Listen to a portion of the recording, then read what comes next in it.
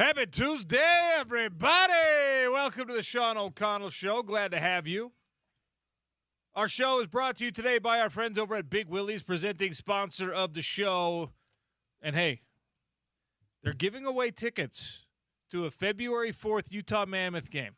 Nice tickets, club-level tickets, 8th row tickets. All you have to do is you have to go to Big Willie's at 1717 South Main. Tell them you heard about the place on the Sean O'Connell Show. Enter your name in the drawing. Patrick texted me yesterday, said it's relatively light.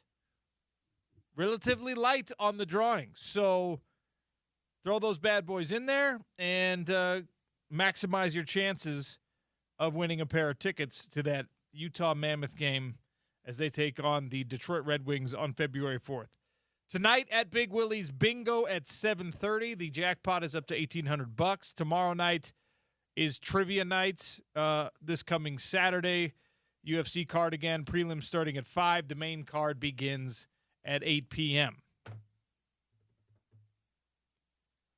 Utah Mammoth in action last night. We're going to have some conversations about the penalty kill for the Utah Mammoth. You cannot get to a situation where you've got a really good team, a lot of scoring capabilities that just can absolutely not afford to commit penalties on the ice. And I get it. Tampa is one of the hotter teams in the NHL, maybe the hottest team in the NHL right now. And you're on an East Coast swing, and you're coming off another win against Nashville. But when you've got two of the best Eastern Conference teams back-to-back, you got to be careful with how you play that first one, and it didn't go well against the Tampa Bay Lightning. 2-0, both of those goals were power play goals given up. They're back in action tonight. The Utah Mammoth are at the defending Cup champion Florida Panthers. Sunrise, Florida, hosting your Utah Mammoth. Maybe we'll talk a little bit about that. Last night you had a basketball game, a college basketball game in our state, within the borders of this beautiful state of ours, that had as much hype to it as you're going to find any regular season basketball game have in college hoops right now. BYU hosting the number one team in the country, Arizona, and it was a back-and-forth slugfest. It was an incredible game. It was a reminder of where Utah is trying to get. I know you don't like to hear that about BYU. Hopefully you'll at least accept that about Arizona. That is the number one team in the country right now for very good reason. And they hung on with defensive play. Braden Burries blocks an attempt late, which would have been, I guess, effectively the offensive buzzer beater. And he does it defensively instead to go with his 29 points.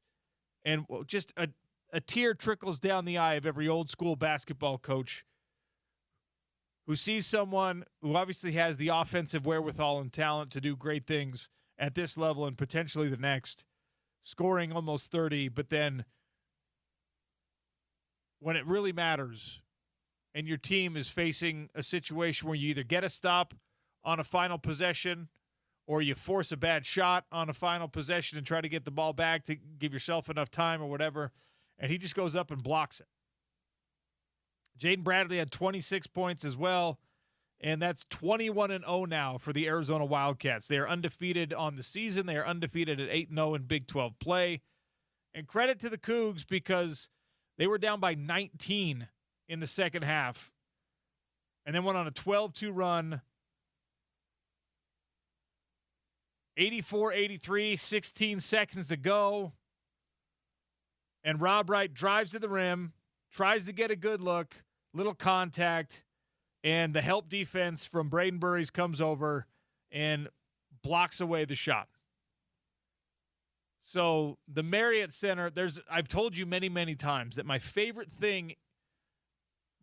game-ending scenario in sports is that buzzer beater shot attempt where 15,000, 17,000, 19,000, whatever. They all know what's coming. They all know what's happening. And there's this collective breath, this silence in a building when the shot goes up.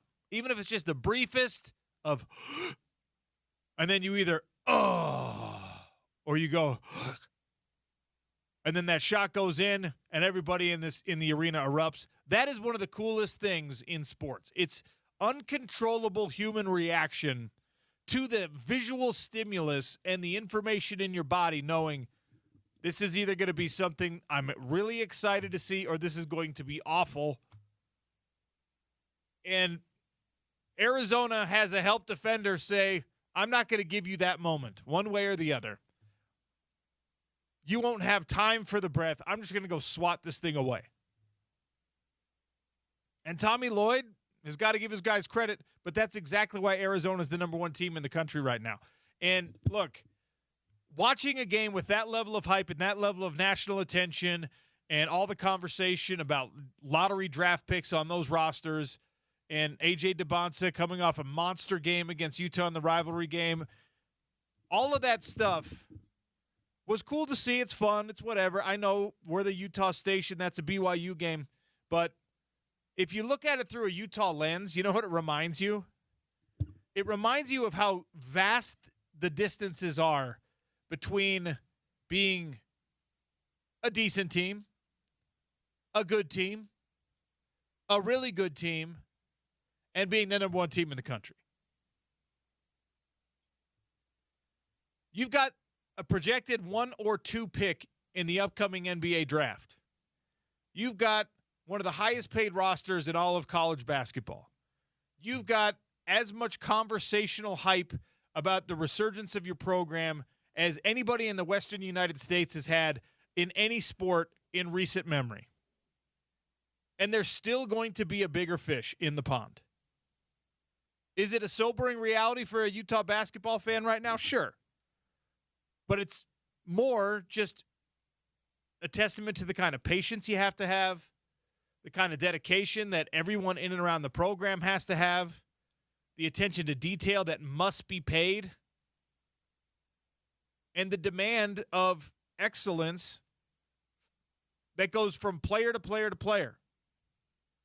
Tommy Lloyd doesn't have to call timeouts and tell his big-time offensive scorers, hey, make sure that you're also there with the defense. There's not a dereliction of duty. There's not even a passing of the buck.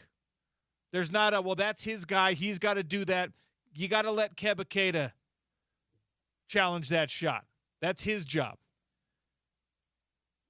That's a Conquo's thing. If they've got a driver and we know who it's going to be, let him do it. Is Arizona going to finish the season undefeated? No. Are they going to be the eventual national champion? Honestly, probably not. Who knows? Maybe. But it was a reminder for me watching it from a sort of neutral perspective. No horse in the race. I don't have love for Arizona basketball necessarily. I don't have the same personal connections in the BYU basketball program that I do in the BYU football program. So I probably give them a little bit less grace than I do the BYU Cougars on a football field. But I look at it and I say that is a roster that has been carefully crafted, assembled, developed by a guy with NFL, with NBA experience and a lot of respect from elite level players in the NBA. Kevin Young is very highly thought of in every basketball circle that you can possibly access. And he got support, help, friendship, an arm around the shoulder from some big-time people, some big-time boosters, some owners, some NBA insiders, and they've created a pipeline now with finance, with the special environment of BYU, with whatever, to where you've got one of the best rosters of players we've seen on any staff, any floor, really in our state's history. When we're just talking about the individual collection of talent, find me even some of the great Utah rosters that were this capable. And yet and still, you're almost there if you're BYU. You're almost there. Maybe by the end of the year, you'll be all the way there. Maybe this is a Final Four team. Maybe this is an Elite Eight team. Maybe this is a Big 12 Conference Tournament championship team. But all that money, all that effort, all that conversation, right now what you are is you're almost there. And that is something we all have to pay attention to. It is not easy to get from where BYU is right now to where Arizona is this season. And it is even harder to get from where Utah is right now to where Arizona is right now. It's going to be a heavy, heavy, heavy, heavy lift to get from where Utah is right now to where they could be where BYU's at right now. And BYU, for now, is almost there. Are they capable of more than that? Yeah. Are they talented enough to do more than that? Yeah. Will we see by the end of the season that they are more than that? Perhaps. Right now, what you are is you're almost there. All the money, all the talent, all the hype has gotten you to almost there. And I'm not saying that to highlight or to insult BYU. I'm saying that as a stark and sobering reminder for football, basketball, baseball, softball, soccer, the Mammoth hockey, being almost there is wonderful and it's fun and it's entertaining, but it's not what you're looking for. The San Francisco 49ers, the last 3 decades have been almost there. Well, there was actually plenty of time in there. They weren't close to being there. You know what I'm talking about, though. The last 10-plus years, they've been a team that's almost there. They made it to the Super Bowl a couple of times. Being almost there is a lot more entertaining than not being in the conversation at all, than being where the Utah Jazz are right now, way on the outside looking in. The distance between BYU now and Arizona right now is narrowing, is getting smaller, but there's a lot of people who've pushed all their chips to the center. For all of you BYU fans who are super hardcore, that's a gambling reference. That's a poker playing. They put all their chips in the middle, and they said, this is it. This is my time. This is what we're going to do, and we're going to do it right now. And you still might just be almost there. BYU football, almost there this season. Utah football, a half step behind, but almost there this season. And if you talk to folks at Texas Tech, from a conference championship perspective, they got there this year with all of that investment. From a national championship standpoint, almost there. And barely in the category of almost there when you make it in the playoff and you don't score any points. That was my number one takeaway from that. And by the way, Arizona might just be, from a national perspective, they might also end up, after tournament time, we might be saying, they were almost there. Arizona's been flirting with this for years now. Pac-12, Big 12, they've been tantalizingly close. But maybe Arizona, when it's all said and done, we'll talk about them as being almost there too.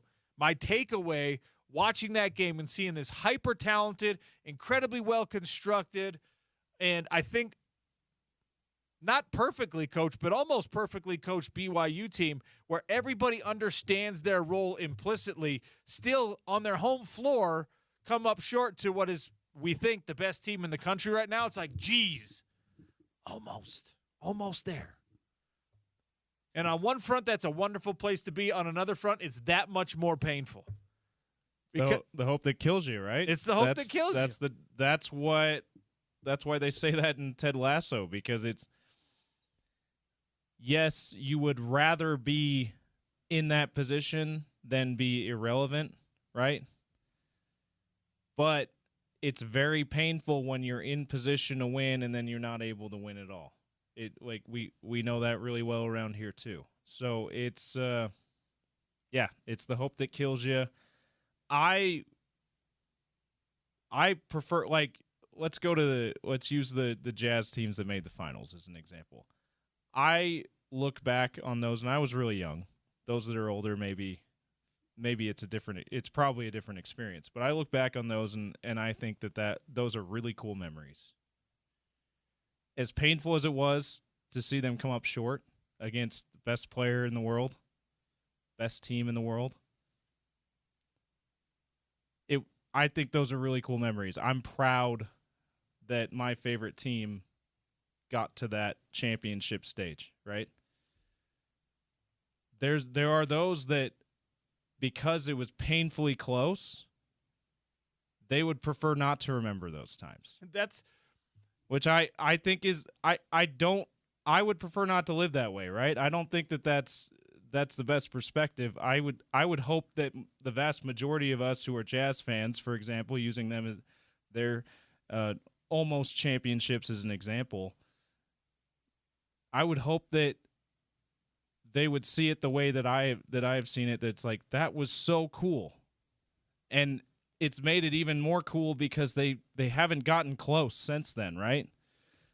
If they're always in and always losing, that's just frustrating all the time. But well, and I think that's where Arizona kind of, to be fair to BYU, that's where Arizona is with their basketball program. Always right? Awesome, you're but always, hardly ever champions. You're the bridesmaid every dang time, but you're never the bride.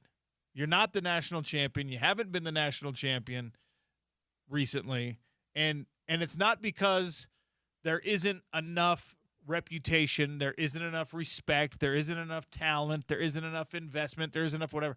Arizona doesn't get to do what BYU gets to do and what Utah gets to do, and it's not a healthy thing to say, well, this is why we're not ready yet. But in some ways, it's just life. It's just being practical. For Arizona, there is no why.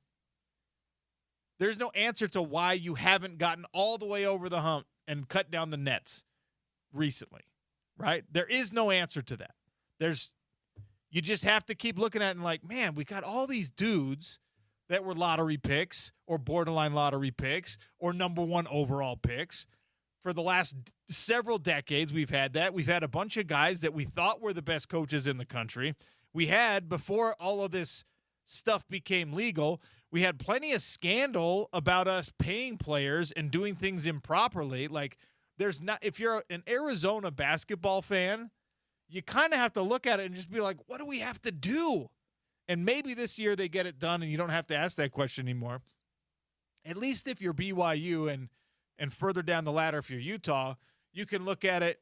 And I know there's plenty of BYU fans that are being like, man, what do we have to do? We got the highest paid player, we think, in college hoops right now. We got one of the highest paid coaches in college hoops. We got a roster that we got the same dang payroll as the Chicago Bulls right now, and we're not able to get over the hump on our home floor against Arizona. But you can say, all right, we're like, look how close we are in really like a 3-year turnaround. Look how tantalizing, like it's right there. We're just about to grab it. And by the end of this season, I think we'll be able to.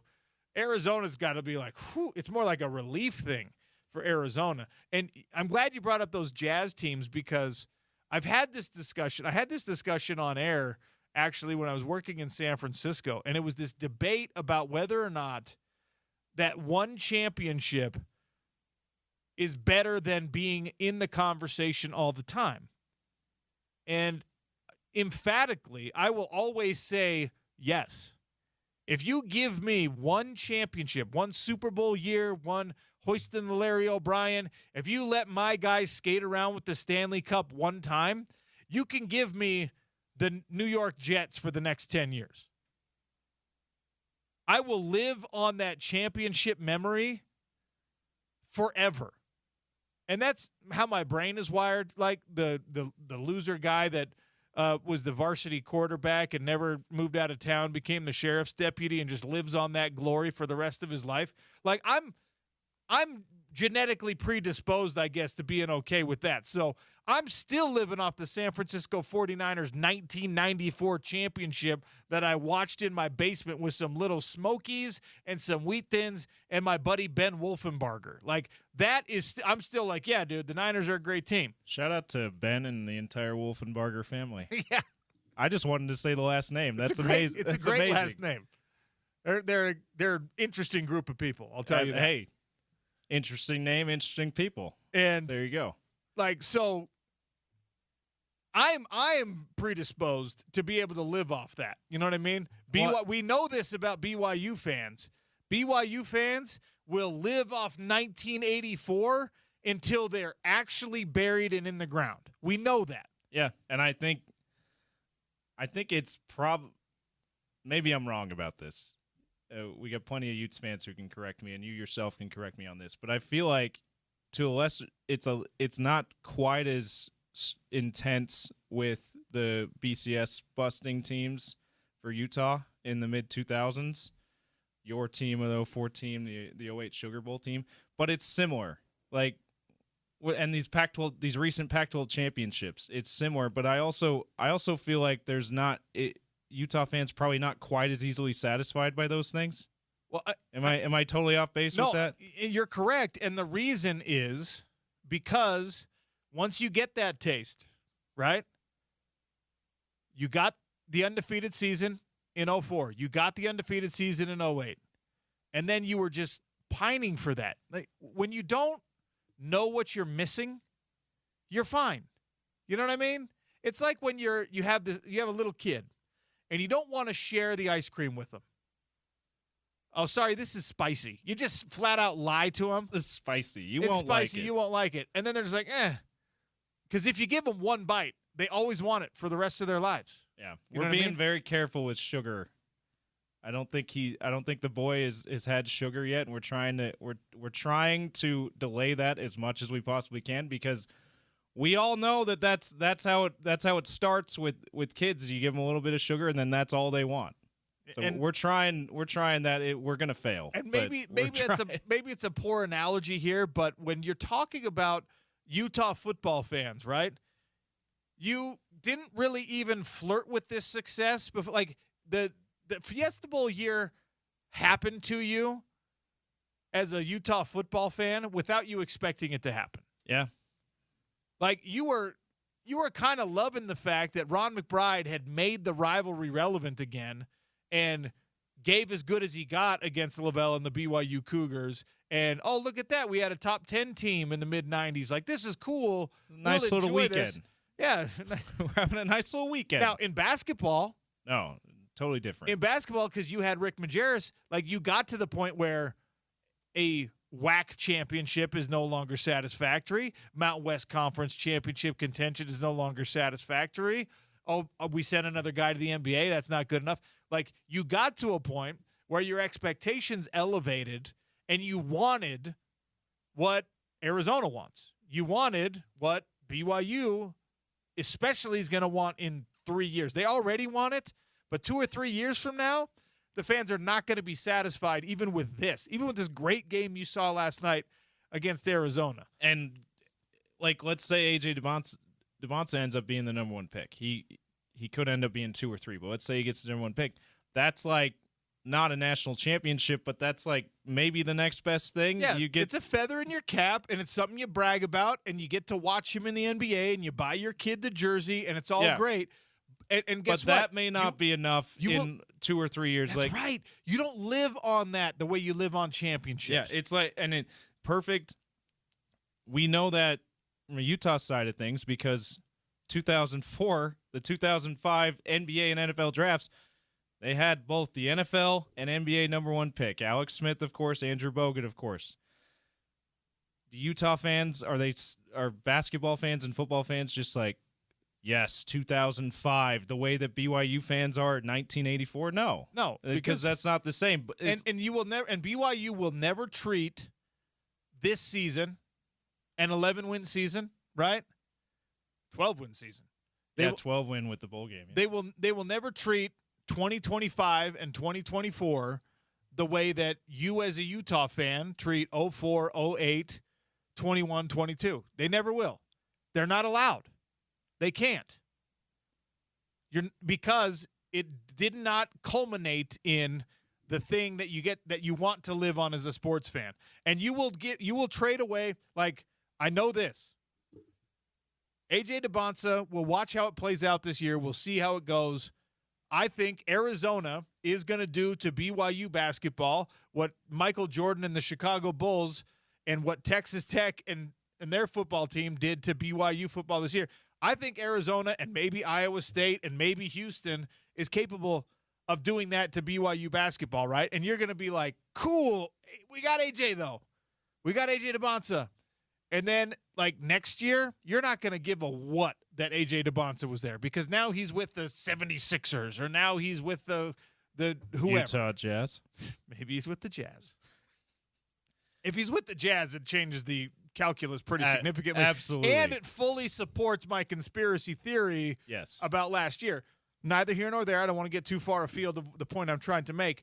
But you live off of these championships, and Arizona is in this crazy, desperate hunt right now to the point where, this 21-0 start is either going to be the coolest story you've had in Tucson, or it's going to end up being the thing that rips out the hearts of every Wildcat fan because they're the number one team in the country for very good reason right now. And they showed last night that on both sides of the floor, they are capable of doing what they need to do to win these big games, win these important moments, that they can come out on top of the 4, 5, or 6 different possessions that truly, in elite competition, separate the champs from the almost theirs. Arizona already in 21 games has evidence that they can do against anybody what it takes to win. When I think anywhere, you can say in playing against anybody anywhere after last night, after pulling out a tough game, the Marriott Center, it's hard to find, certainly in the Big 12, it's hard to find many places nationally that is a tougher place to play because of how loud they get down there. That is 19,000 sexually repressed young people who are just trying to put that energy somewhere else, okay? It is a hostile environment, and they are passionate right now about their athletics, especially about the belief in what this basketball team is capable of doing. Not many bigger buildings in college basketball than the Marriott Center. You mentioned 19,000.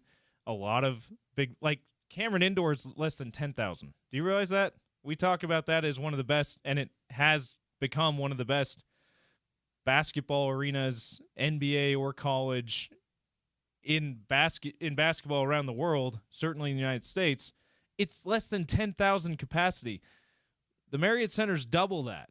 And they've been packing it the last few years, so that makes it even. I would think that makes it even more daunting of a place to play, and for even more impressive and more evidence that Arizona has the capability of doing what they always want to do in Tucson, win national championships. Here's the thing, right? I mean, the takeaway for me from a game like this is BYU with their whatever it is, $25 million roster and their $10 million coach. I'm exaggerating numbers. I don't really know what the accurate numbers are. And we don't know on the coaches because it's not a public university, but yeah. But he's, according to all conversations, he's a top 10 paid coach in college basketball right now. And honestly, to navigate those expectations and whatnot, good. You got the money, spend it. That's how you should feel about your team. But with all of that, BYU's performance against the number one team in the country was at home on their floor was pretty much the same, very, very similar outcome to when Utah hosted BYU. So you're close.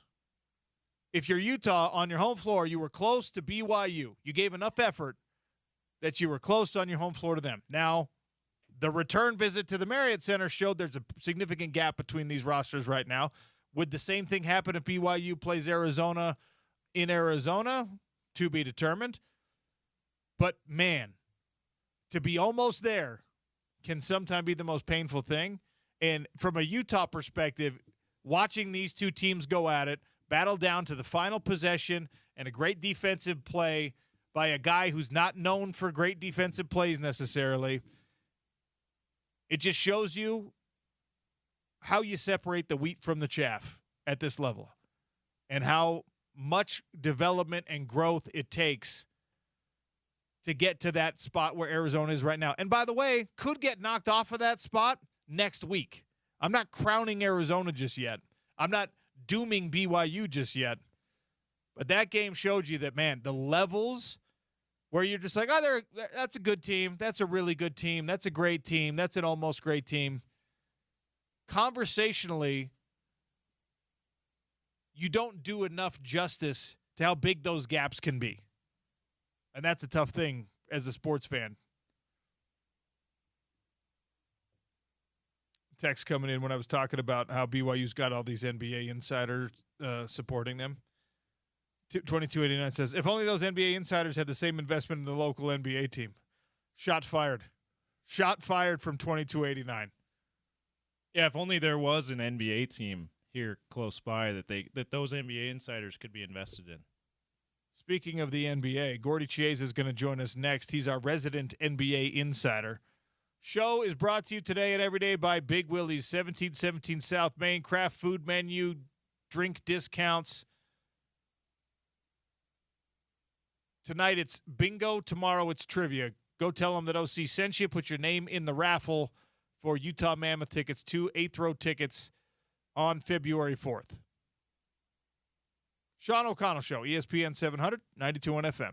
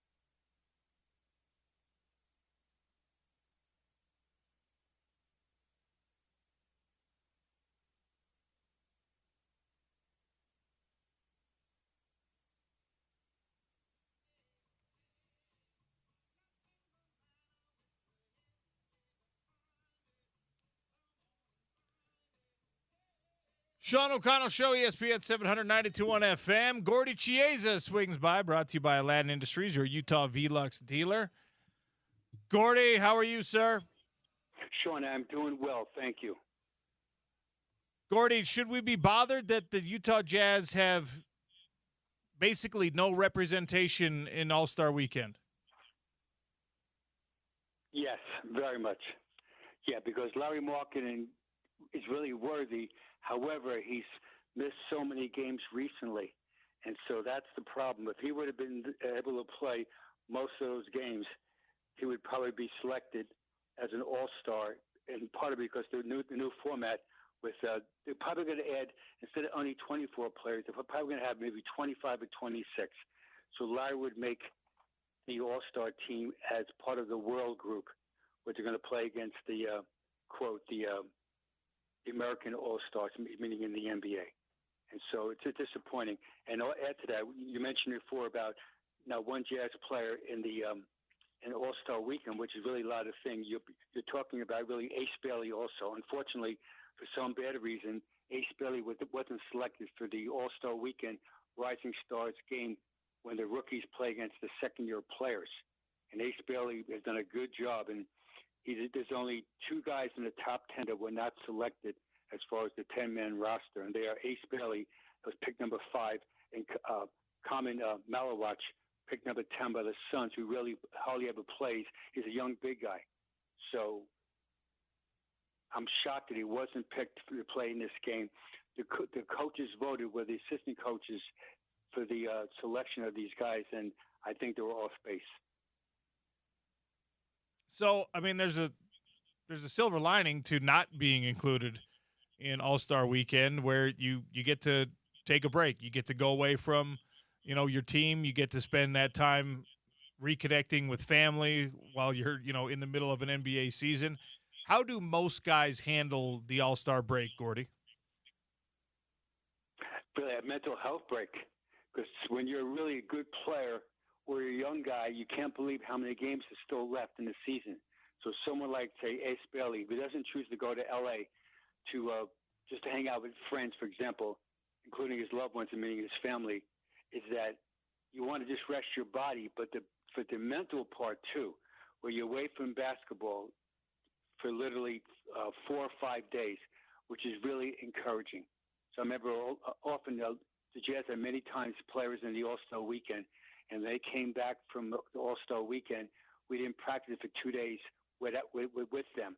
We let them have a break. So meaning John Stockton, Karl Malone, Jeff Hornacek, Kerry Lincoln, and those guys that played in the All-Star game or in different events, when they came back for us, they didn't practice as a team for a day or two after they were able to could practice.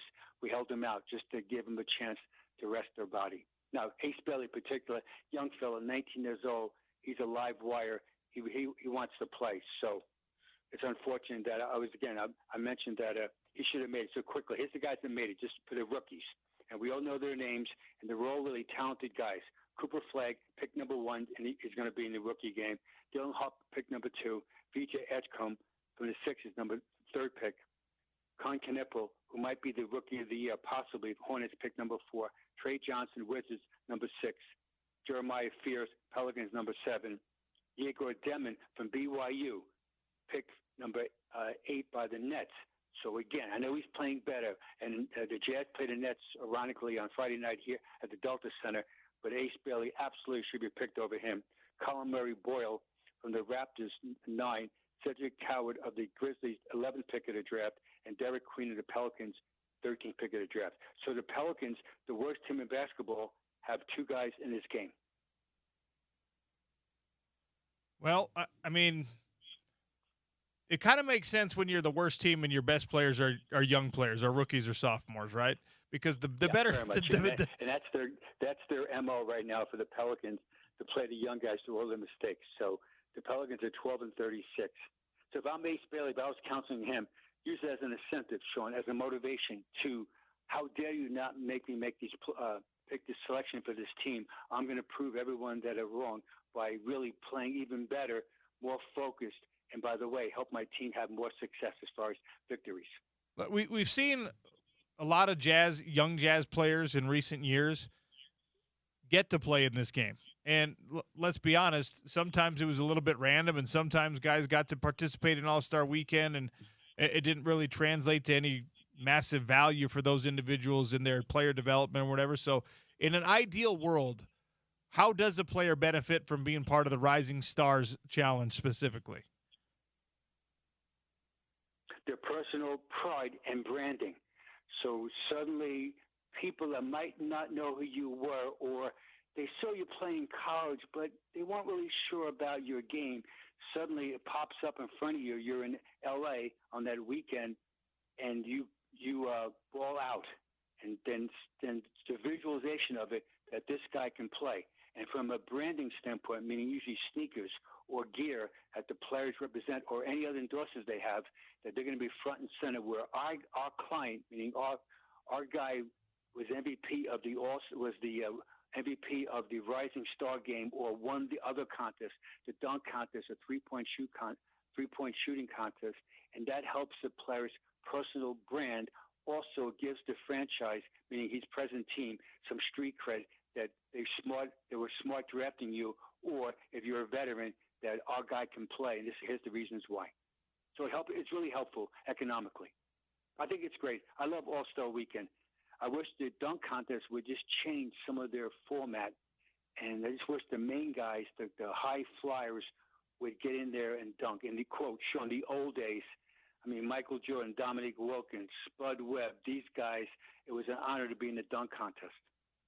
Gordy, I heard Sean Merriman talking about this with the Pro Bowl in football as well, how, it's become a joke. The Pro Bowl games are just a shell of what the Pro Bowl was. And the Pro Bowl was never like a hardcore, serious, competitive game necessarily, but it was at least a badge of honor that guys would wear, and, they would collect the merchandise from it, and they would frame that jersey, and they would get all the other best players in the league to sign their stuff. And where did we go wrong? How did it happen that we have de-emphasized all-star games to the point where they're almost, the leagues are now having to scramble and try and make them something that the players actually care about? Where and how did that happen where, you don't have – LeBron James has never been in a dunk contest.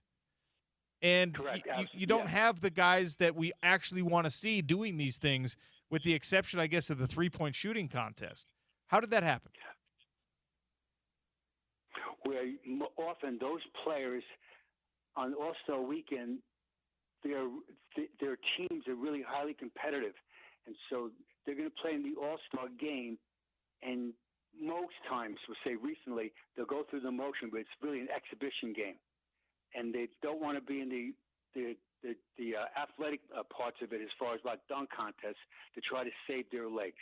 And that's part of it. If you're an elite player, like a high flyer, of that, that's the reason why. And the second part of it is that they make so much money now, it doesn't really matter any extra money they might earn from some of these contests. So that's part of the reason why. They want to rest their legs somewhat, and the economics of it doesn't really justify in their mind now as far as being able to win the award. The only exception you mentioned before is the three-point shooting contest. That's a lot based on skill. And so that's a huge badge of courage. I remember Jeff Hornacek won it back-to-back years, that he practiced it, and he was really focused to do it. Gordy Chase is our guest here on the Sean O'Connell Show, talking a little NBA basketball.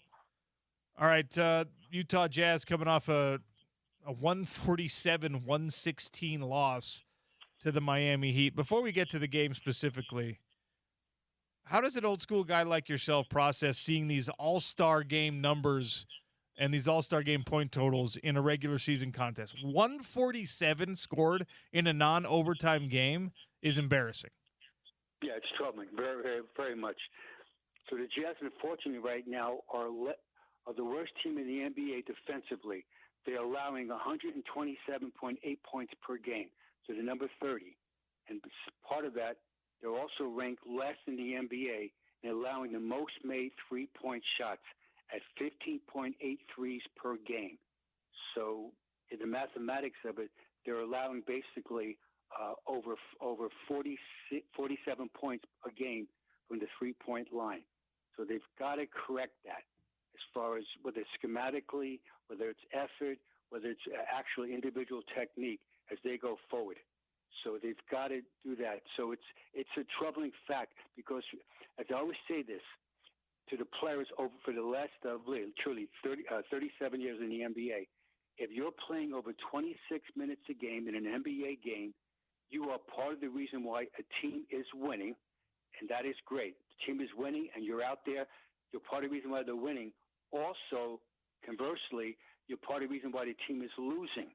If you're playing 26 minutes a game or more in an NBA game, meaning basically you're a starter or a sixth or seventh man, and the team is losing, you're part of the reason why a team is losing.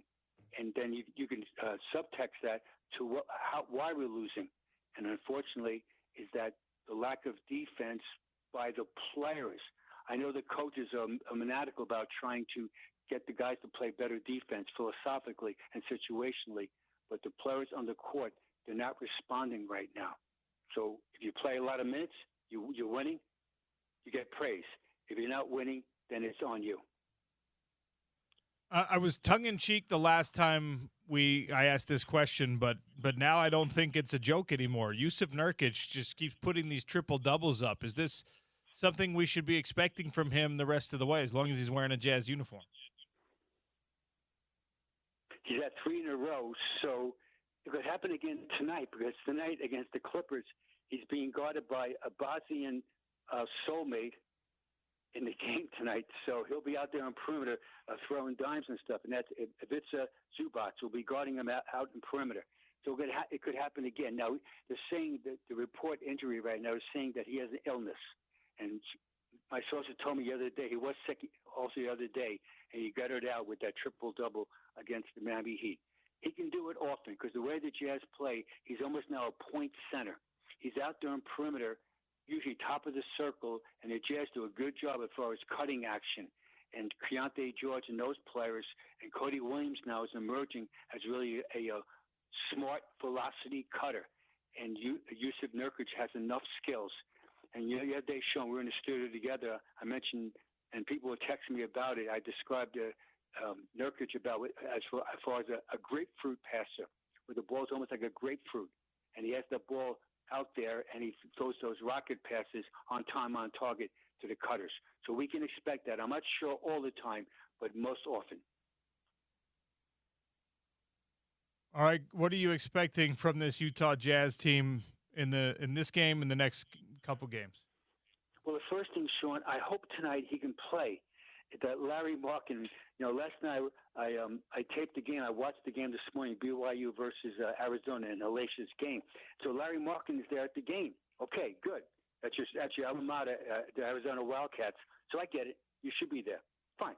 So with that said, he has illness, so he's recovering.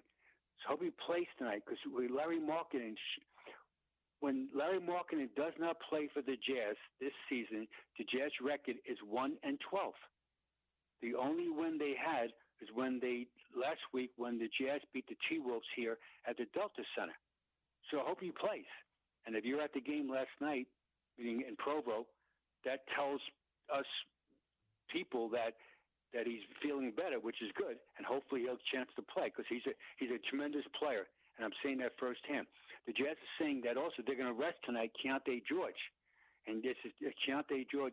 This only be the second time he missed a game this season. So he missed one earlier, and he doesn't play tonight. So to his credit, he's answered the bell really for 44 out of 46 games. And the Jazz need Keontae George to be successful. So what I see tonight, though, if those two guys don't play, then the Jazz need other players to step it up, and that would be players like, we'll say, Collier's got to play a tremendous Bryce Sensabaugh. Jusuf Nurkic, he play. If Kevin Love off that contusion play of knee contusion, hopefully he'll play well. Now, from the Clippers' point of view, for them, they're looking at trying to get a win to keep going forward, because right now the Clippers are the 10th place in the Western Conference, and so they've got to try to do some heavy lifting to get back into a playoff contention, meaning finish 4, 5, or 6. Kawhi Leonard. The last time the Jazz played against the Clippers, it was on New Year's Day night, and Kawhi scored 45 points including showing a bloody nose. Remember the game? He hit his nose, and his nose is bleeding. He had his nose as far as during the game. They kept on putting around his nose a cloth and stuff, but he got 45 points against the Jazz. So he's played tremendous. Here's just quick numbers for Kawhi Leonard to set the stage for tonight's game. And the Jazz got to try to slow him down. He's averaging 25.6 points per game. Shooting from the free throw line, 90%.1, 4.9 rebounds. Shooting from the field, 49.8. Shooting from three-point range, 41.9. So he's played tremendous for them, and he's really a great two-way player. When he's healthy, he's very good. And let's not forget, former Jazz man John Collins, who was involved in a trade last summer. He's done a good job for the Clippers. He's averaging 13.4 points per game. He's shooting really a solid 55.6 from the field, but also 43.6 from threes. And he's done a really solid job for them to fit in where he can play inside and outside, and they like him a lot. Last point about the Clippers. They are the second slowest team in the NBA as far as pace. They're ranked number 29. The only other team, Sean, that's slower than the Clippers is the Celtics, meaning that both these teams play basically a half-court game, and they rely on the brilliance of James Harden and the brilliance of Kawhi Leonard, and they're getting Zubats involved in the offense. So they don't want to play fast minus a steal. They want to get the ball to Harden, who's ball dominant, and Kawhi Leonard, and go organized isolation. So the Jazz point of view, you got to overplay the passing lanes. You have to get up into the dribble and try to force them to pass the ball and play sometimes zone and often deny defense when the ball comes back to them. Be ready to give early help. Should be a good game. Gordy, what's your list today? All right, list today, Sean. I've been thinking about the NFL as you are. Is that this list today is the most career regular season games of 10 assists and no turnovers. So, Sean, 10 assists and no turnovers. And I'm going to credit to football. That'll be the equivalent of a quarterback in his career. How many games does a quarterback in the NFL have 3 touchdowns and no interceptions? 3 touchdowns and no picks or fumble by a quarterback. So here we are, career, 10 assists and no turnovers. It's almost like pitching a perfect game. And here's the attributes. 1, control of your body, mind, and dribble. Once you penetrate into the lane, are you under control? Your body, your mind, and your dribble. 2, you value the ball. You have the ball in your hands, you value it versus reckless play. And 3, superior decision making. Here we go.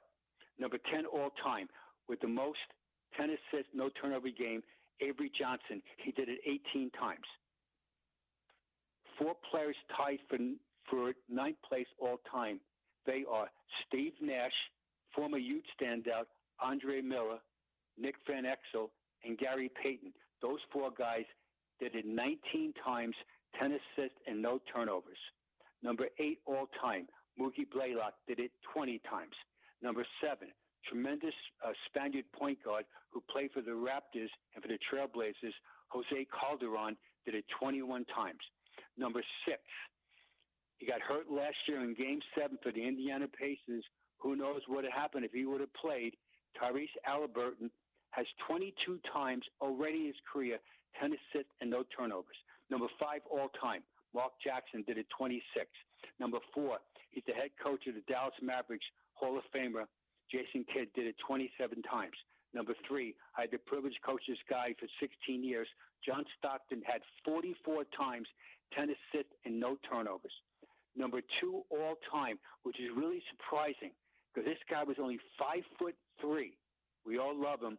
Tyrone Muggsy Bogues had 10 assists and no turnovers 46 times in his career. It's amazing.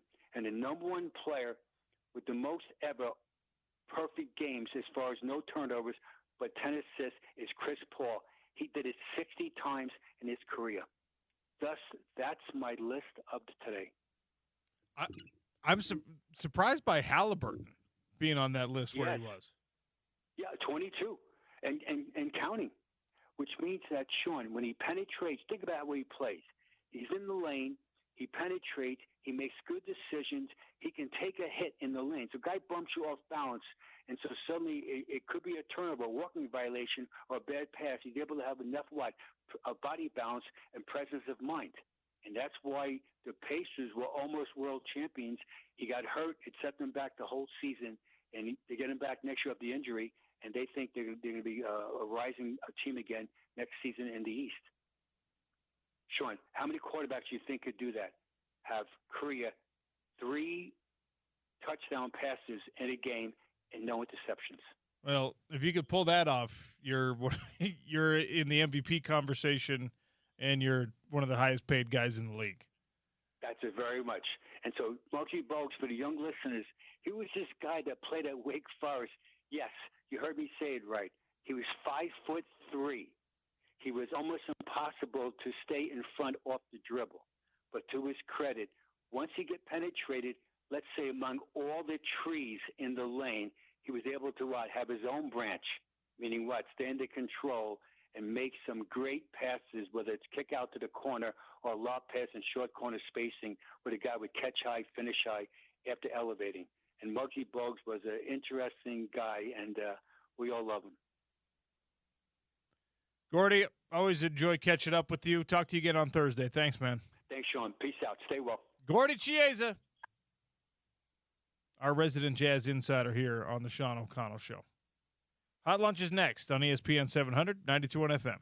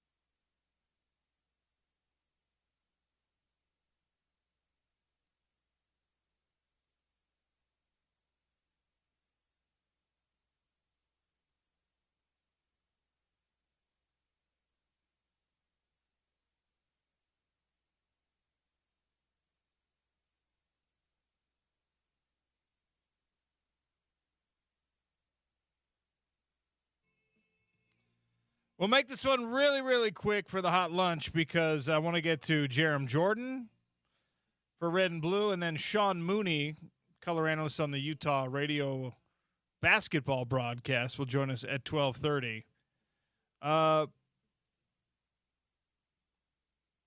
Pro Football Sports College, effectively a pro football focus type site, has, take this with whatever grain of salt you want, but has released some draft grades for draft eligible Utes. Spencer Fano, round 1 draft grade, and the 9th overall best draft grade that they handed out. Caleb Lomu, round 1 draft grade, 12th overall draft grade that they handed out. Lander Barton, this is interesting. Round 3 or 4. We'll see. We'll see. I think this is going to be heavily predicated on what kind of lateral movement he shows at the combine and similar workouts. But round 3 or 4, Dallin Bentley, a 4th-round draft grade. Jaron Kump, Michael Mokafisi, and Logan Fano also mentioned as undrafted free agents. I'd like to know the ceiling on – I think Jaron Kump is a guy who should get a phone call, but his age is going to work against him. I think Michael Mokafisi is a guy who probably sort of quietly ends up on a roster or a practice squad at the very least. Tayono Tongia, I don't know where his name is on this list. Logan Fano, you would have liked to see more of Logan Fano at the University of Utah because he was not ever really able to put together an uninterrupted, healthy season. And as a redshirt junior, he could have come back for another year. He declared for the draft. I think he wants to do the journey with his brother. Maybe you could see this reversed. There's enough going on in college basketball right now where eventually there's going to be plenty of football players that are just like, you know what? Never mind. I'm going to come back and play college football. I don't want that precedent to be set necessarily, but I would like to see Logan Fano back at the University of Utah instead of trying to grind his way onto an NFL roster via the undrafted free agent route. Take those grades with the grain of salt. There's plenty of different services that people lean on. And, of course, all that really matters is whether or not there's a team and there's a staff that want you. Everyone is probably like, yeah, Spencer Fano, we really like him. Let's get him here. Maybe there's 2 teams that think Dallin Bentley can be a big part of what they're doing. Well, it only takes 1. Got to take a break again. Jerem Jordan joins us for some Red and Blue next. We'll talk about that big BYU basketball game against Arizona last night. Spring football approaching, et cetera, et cetera. Jerem Jordan next on the Sean O'Connell Show, ESPN 700, 92.1 FM.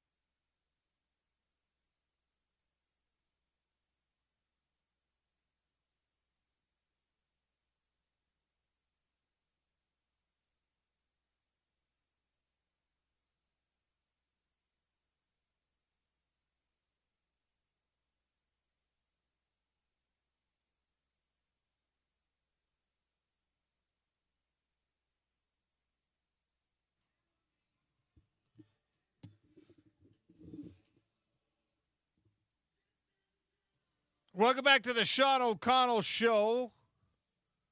Our friends at Murdoch Ford Santa Quinn bring you red and blue.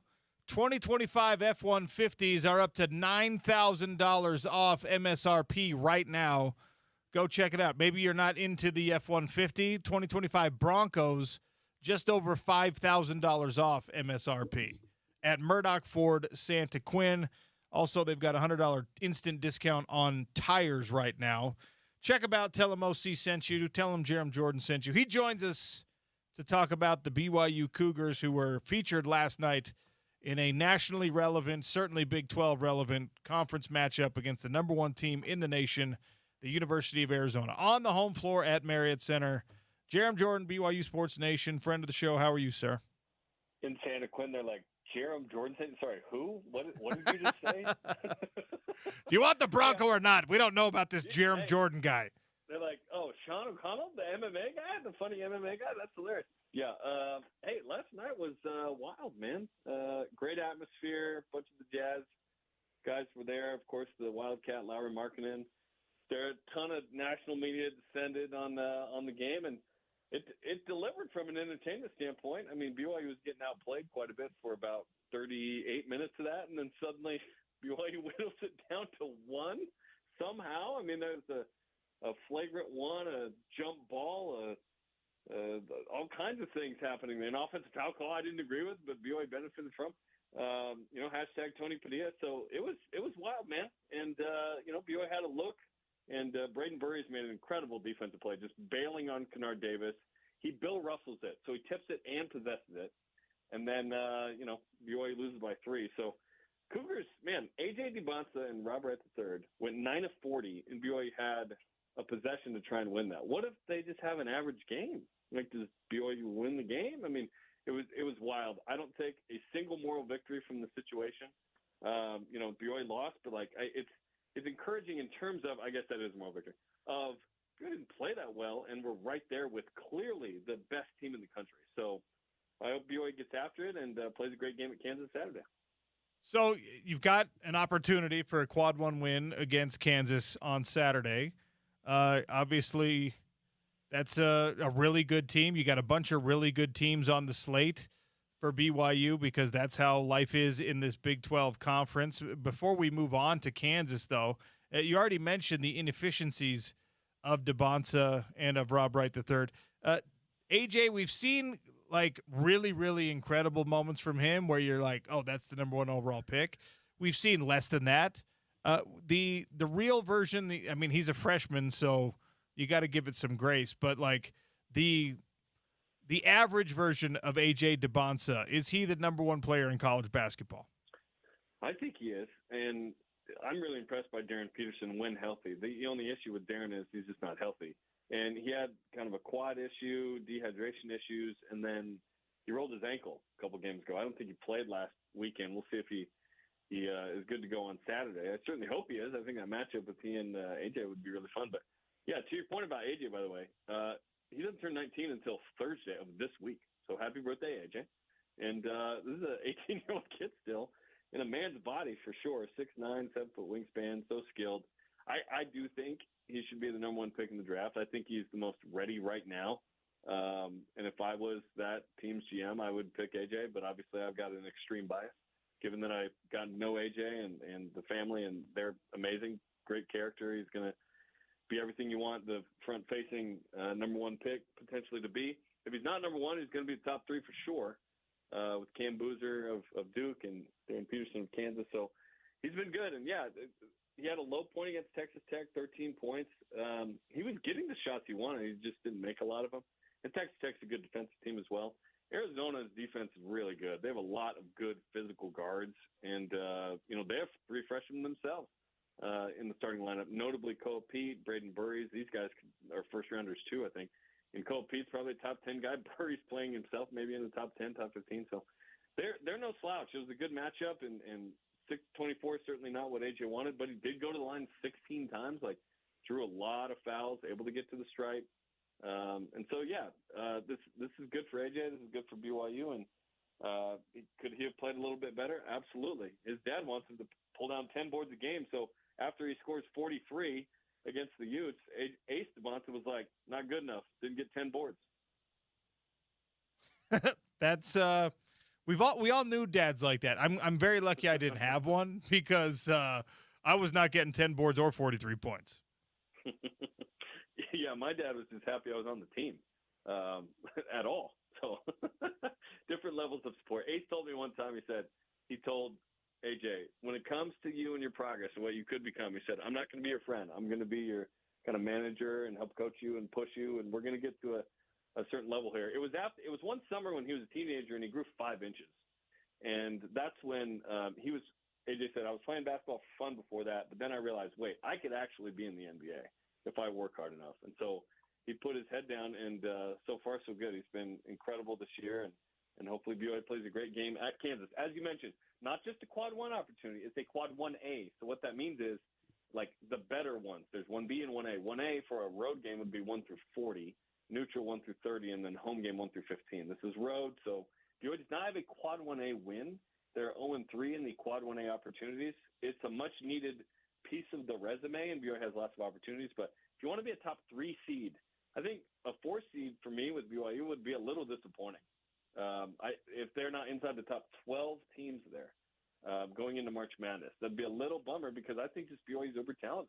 And they have the schedule to merit it from non-conference and obviously in the Big 12. So it's a big game for that. You want to add those quad 1A, not just quad 1, but quad 1A wins as well. So this is very much a Utah lens type approach to watching this game. On but this show? What? Yeah, exactly. But I was like, you know what? BYU playing against the number 1 team in the country, played hard, fought hard, got themselves a chance to win it, ultimately came up short. Not wholly dissimilar from when Utah hosted BYU at the Huntsman Center. Now, obviously, the level of talent on these two different teams is where the analogy evaporates. But I didn't come away from that Utah game against BYU thinking, we'll get them next time at the Marriott Center. And, you know, my realism proved to be correct when Utah made the return trip down to Provo. When BYU goes to Tucson, did you see enough? And you already mentioned, you know, they shot poorly from the stripe. They shot poorly from the field. At least their 2 best players did. Do you look at this one and say, well, we'll get them on their home floor as long as we clean those things up? Did what you see last night, I know you're not a moral victories guy. That's the correct way to be. But did you see enough there that you're like, I think we could split the regular season matchup? Honestly, I didn't even think of it in those terms because at Arizona, who's the number 1 team in the country, to feel confident going into that game is almost nuts, even though BYU played a good home game like you said. I'm more like, okay, what does this mean for Saturday against Kansas? And then, oh, by the way, the next home game is Houston on February 7th. And, oh, by the way, Iowa State's coming in February 21st. Those could be other top 10 teams. Texas Tech on Senior Day, perhaps Freshman Day for A.J. DeMonte, right? And his probably final home game, right? Like, for sure. To me, it's more about that. Like, I'm not even worried about Arizona. Not that I'm taking it one game at a time. I'm taking it many games at a time. But I just think, okay, if BYU learns some lessons here that they apply Saturday and they win at Kansas, you're on schedule still. I mean, you wanted to beat Arizona, but you probably shouldn't have. They're the number 1 team in the country, undefeated. Yes, you're 13. You have AJ. Like, a win wouldn't have been a massive upset. I think the line was like 1.5. And for some people, BYU was even favored.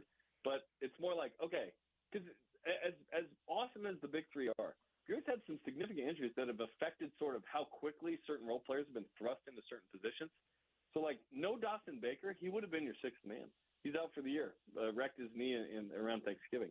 Nate Pickens was supposed to be the backup point guard. Brody Kozlowski was a top 100 guy that was injured last year. Coming into the year, didn't heal up right. He was supposed to be a stretch 4 that could rebound and knock down threes for BYU. Without those 3 guys, they've really had to put extra weight on the bar for the big 3.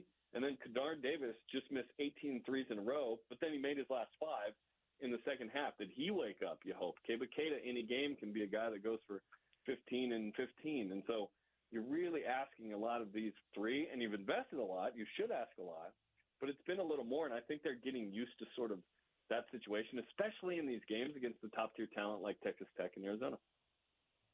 Is this the best time in history to be a BYU season ticket holder in their sports? Obviously, the revenue-producing sports. You got you already rattled through some of the matchups that you get at the Marriott Center this year, and then the football schedule release shows you that you've got some really fun stuff happening, including a Notre Dame visit in Week 7 for the football team.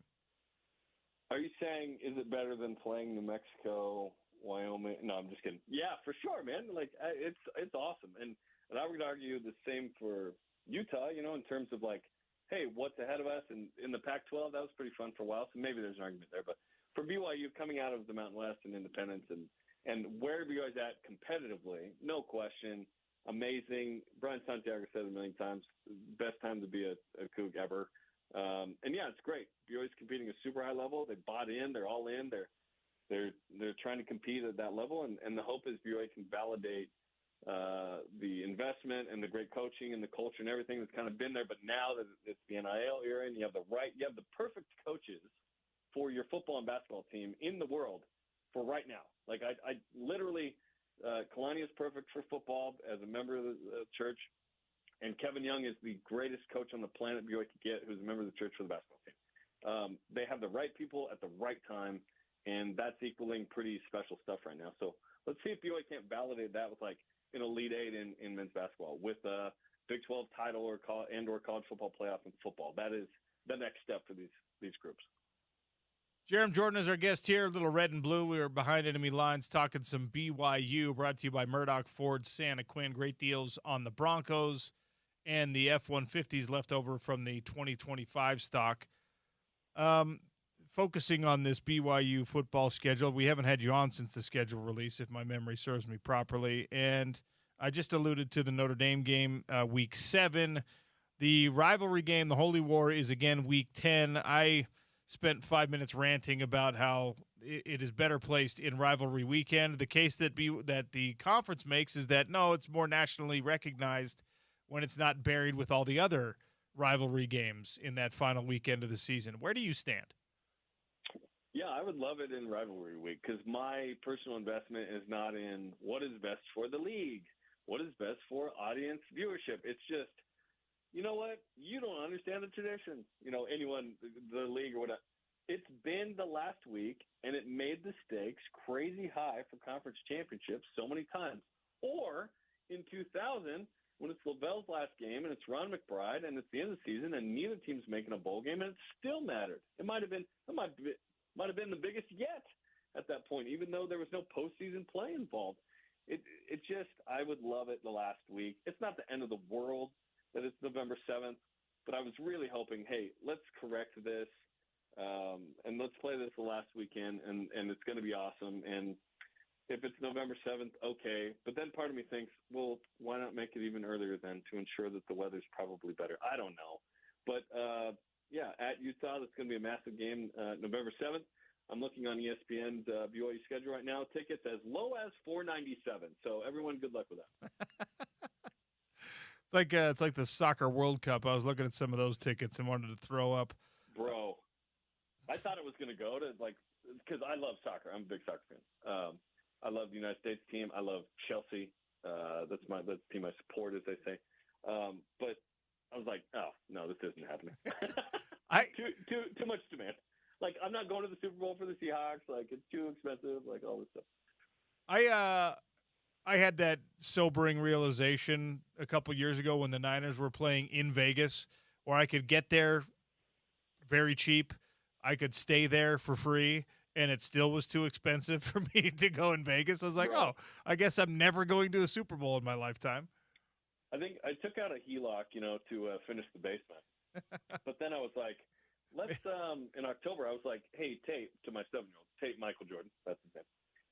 Let's go to Seattle, and let's go to game 1 of the Mariners ALDS with the Tigers. And then the next day, let's go to the Seahawks Bucks game. And then let's go to game 2 for the Mariners Tigers ALDS again. Well, I'm going to be paying for that for a long time, but it was a core memory for my son. And I sure hope he appreciates that. I probably shouldn't have done it, but it was an epic trip. It was so fun. Because this HELOC interest rate ain't that easy, boy.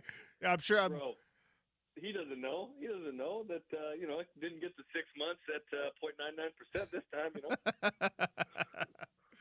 The Cougs do have an early bye week, week 3 bye week, and then 9 in a row. And included in that 9 in a row are, TCU, never a slouch, Notre Dame, Arizona State, Utah. Some people think Baylor's going to be good. We'll see. They had some success in the transfer portal. 9 in a row to finish the season. I know Kalani and company don't ever care, but this is what we do as fans. The schedule, does it lay out neutral, friendly, or bad for BYU? I think it's pretty good. I like the warm-up of, Utah Tech out of the gate. You jump right into, let's be honest, this might be a top 2 or 3 Big 12 game if Arizona is kind of what they were last year at BYU. I think Arizona's going to be good. Game. Yeah, week 2, that's a great game. In Provo, BYU's had a lot of success with Arizona in Provo over the years. You hope that that's the case, given what BYU got back, which is basically everybody that could. I don't like G5 road games. I just don't see the point in playing those. I know others have that opinion. I'm not making that decision, but I would prefer that BYU doesn't play a single G5 road game ever again. Sorry, Utah State. At TCU, yeah, it's tough, and you go back-to-back weeks on the road, but the bye week, so you're okay. Iowa State at home, Notre Dame at home, that's an important 2-game stretch there as well. For some reason, it feels like BYU plays at UCF every year, even though I know that's not true. Yeah, ASU at Utah, you're kind of alternating. You're not on the road for like 3 weeks or home for 3 weeks. Like at any point, I think it's pretty balanced, pretty well. Yeah, would have put Utah in a different spot. I think Notre Dame's in a decent spot. I would have loved, a bye right before or after Notre Dame, just because I think that's, you could argue that's the biggest game of the year because of BYU's need to sort of validate its resume for the college football playoff, given that it's going to be 12 teams again. If it was going to 16, I would feel like, okay, if BYU dropped 2, they could still probably get in. But 11-1 wasn't good enough this year, and that's crazy because BYU's in the Big 12. When BYU was in independence, we felt like 11-1 might be good enough, and it wasn't in the Big 12. That part, honestly, it's not the league's fault per se. Maybe it is the most disappointing thing about this whole situation is, wait a minute, BYU's in a power league and lost 1 game in the regular season, and it wasn't enough. And the take-home is, well, how about you play Texas Tech tight twice, and you're probably in. That's the controllable part. It's not the committee. It's compete better in those games. So now BYU has Notre Dame, which was a godsend, for BYU. And then, at Utah is always a massive game. It's going to be a fun schedule, and BYU certainly can validate itself and hopefully get into the college football playoff. Utah and BYU skip a regular season matchup with Texas Tech. Now, they graduate a lot of guys. They're going to have a bunch of Red Raiders populating NFL rosters next year. We know that they don't have plans of slowing down in Lubbock, but do you think in the way too early prediction that Texas Tech is going to be next year what they were this past season? It's hard not to think they'd probably do that. But what has college football shown us historically? When you think you know something, you don't. Like Miami going on their run was crazy. Indiana's the national champ. I mean, we've all sort of salivated over, whoa, if Indiana can do it, then why can't such and such team? And so we don't know what's going to happen, man. But certainly the investment level, it's a high chance that whoever spends the most is probably going to win the most. Texas Tech did a great job of having that group come together, by the way. BYU brought in like 30 transfers in 2023, and they went 5-7. Like, it doesn't always necessarily just work, even if the talent's there. How does the team mesh? What injuries happen? What's your schedule like? What was the weather on a given day? Blah, blah, blah. So they did a great job. I'd certainly like to think that it's BYU and Texas Tech, but who knows, man? Like, the league, there's a lot of good and very good in the Big 12. Is there a great team? We thought Texas Tech was great, and then Oregon gave them the smackdown. I'm hoping BYU can graduate from very good to great, but that's something they got to prove again.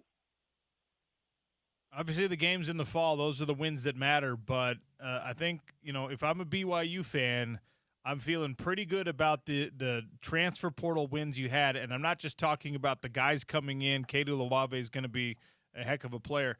I'm talking about the fact that everyone assumed, Jay Hill's going. He's going to take all your best defensive players with him. And he was not able to. He didn't do that. And I know you and I already talked about this. But, you've had a couple weeks now. I'm sure you've heard stories, and I'm sure that there's conversations around the facilities down there about who got phone calls and how much did Michigan offer this cat and what about this guy. And, I mean, from what you have heard or what you know, how aggressive did BYU have to get to keep those guys, or how much of it was just let's run it back and do what we were not able to do this last year? No, they had to be aggressive because even though there's a loyalty for certain guys to BYU, to Kalani, you have to be competitive in NIL, or it doesn't make sense for someone to turn down, say, a Michigan or a similar opportunity like BYU. These guys do love each other and they love Kalani and they do want to run it back. But if you're not competitive, you can't lowball them in that situation and feel like people are going to come back. That's not how this works anymore. It's also interesting, too, Sean, I've learned this, that if someone didn't get as much playing time as maybe they thought, that people are reaching out to players' agents and saying, hey, are they unhappy? Here's what we could offer them at this school, right? Like, all that's happening. So for BYU, you have to be very strategic about, like, who's getting how much playing time and why, and what leverage is sort of used in those situations too, because I know of at least one player where he got nearly double in NIL because he was being rotated with someone, and people were asking him, hey, his agent, hey, is he happy or not? And then suddenly there was leverage. So playing time and how you use a player can be used against you in NIL to leverage more for that player by that agent, even if there is a loyalty to that school. So it's wild, man. I don't know how we got here. We're never going back. But can you imagine pro sports? I know it feels like Kevin Durant's traded almost every year, but, like, can you imagine pro sports being this crazy? Like, we don't know if Lowry Markin and Keontae George are going to be here next year because they might go to a different team. Like, what? This is absolutely insane. And therefore, it is unbelievable what BYU did in retaining as many people as they lost. They lost Max Alford to Michigan. He's a backup linebacker who tore his ACL. Best of luck to Max, but that's not one where BYU is going, oh, crap, we lost Max. And I think his dad's on the staff in Michigan, so there's a connection there. It's unbelievable that BYU lost only one coach and one player to Michigan. And retained who they did. Bear Bachmeier could have got probably more money somewhere else, but he got a pay raise at BYU, and he wants the continuity and the culture and Kalani and these teammates and to run it back. It's simply amazing. Like, I am still almost in shock at what BYU pulled off, and they added very strategically from the portal to add some really nice pieces that I think will fit well. Yeah, it makes me feel a little gross inside that you might lose Jack Kelly and still upgrade at that position. Isn't that crazy? Cade is a heat-seeking missile. He's one of the best, pressure linebackers in the country. I'm interested to see how they use him exactly. The fact that you get, you raid the old Pac-12 basically for linemen, tight ends, and so receiver, like. And there are certain guys that are unproven that hope that this is their opportunity. I think we saw that with Carson Ryan, who was used somewhat, and then he was used heavily this year, and he was awesome. He's at the Senior Bowl this week. I'm excited to see, Raju Saliapaga and Walker Lyons and at tight end, and Paki Finau from Washington perhaps be the left tackle, and so on and so forth. So, it's exciting. BYU didn't just get a bunch of randos. They said, we need this specific kind of guy, and they got a lot of them. Well, we're going to see how it plays out. Do you know what's the date they start spring ball? Oh, good question. Typically, it's going to be in what, mid to late February? Yeah, and they'll go till mid-April-ish. Typically, they end around the end of March. BYU typically does. Okay, all right. Well, the finals are kind of second week of April, and so they kind of get out of the way of that. Okay, well, we'll be checking in, Jerem. Thanks for your time today. Appreciate you. Absolutely. Shout out to my homies in Santa Quinn who don't know who I am. Murdoch Ford Santa Quinn brings you red and blue every single week here on the Sean O'Connell Show. All right, that's enough blue. Blah. Let's get back to the red. Sean Mooney joins us next, color analyst on the Utah basketball radio broadcast. ESPN 700, 92 FM. It's the Sean O'Connell Show.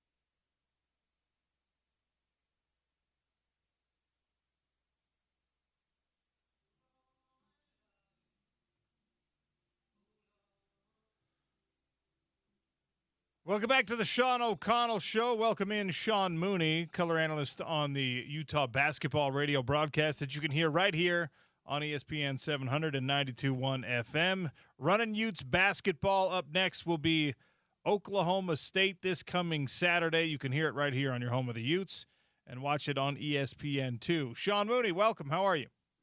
Sean O'Connell, I'm good. How are you, brother? How are you doing? I'm doing great, and I'm excited to talk to you again. Last time we had a conversation, we were able to talk about a hard-fought battle for Utah against BYU, and this last time out, it didn't go quite as smoothly on the road down at the Marriott Center. 78-90 won the final here, and of course, A.J. DeBonsa has the game that Coug fans have been waiting for him to have: 43 points, 6 rebounds. And what went wrong for Utah in this return trip down to BYU? Sean, that's a good question. I mean, listen, like AJ is a cheat code, right? I think everyone kind of knows that now. And I mean, a couple things. So obviously they scored in the paint. I think it was 48 to our 18. And then they had 19 second chance points. It was really weird because I think we had 21 rebounds at halftime. KD had 5 of those, Keanu Dawes.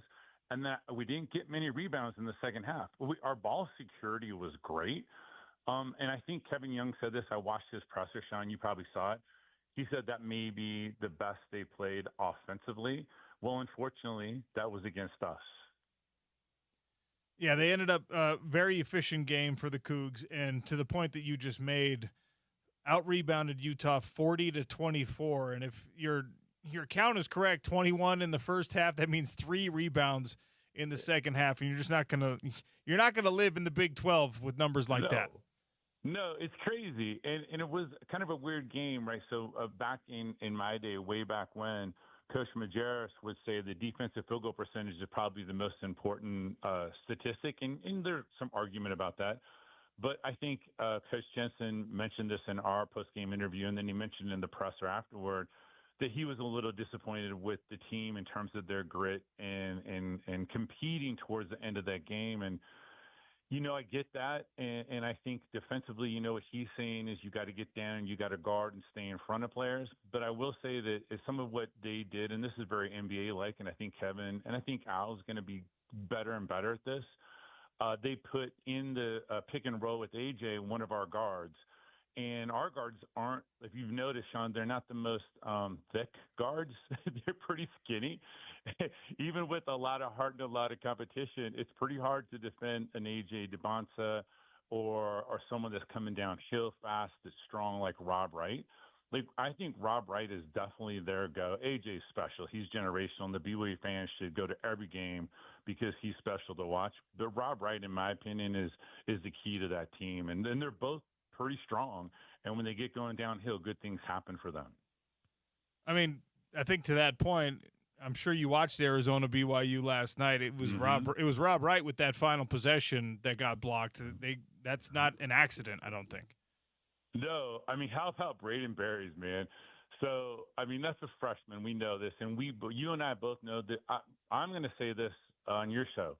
This is by far, in my experience with watching college basketball, the best freshman class across the board. And here's the funny thing: like, a lot of people like to talk about international players, and I'm not saying we don't have some really good international players, but the American players in this class are superlative. I mean, if I'm an NBA team, I'm licking my chops because there's some really good players coming out. I mean, you saw what Kingston Fleming did and the kid from Illinois.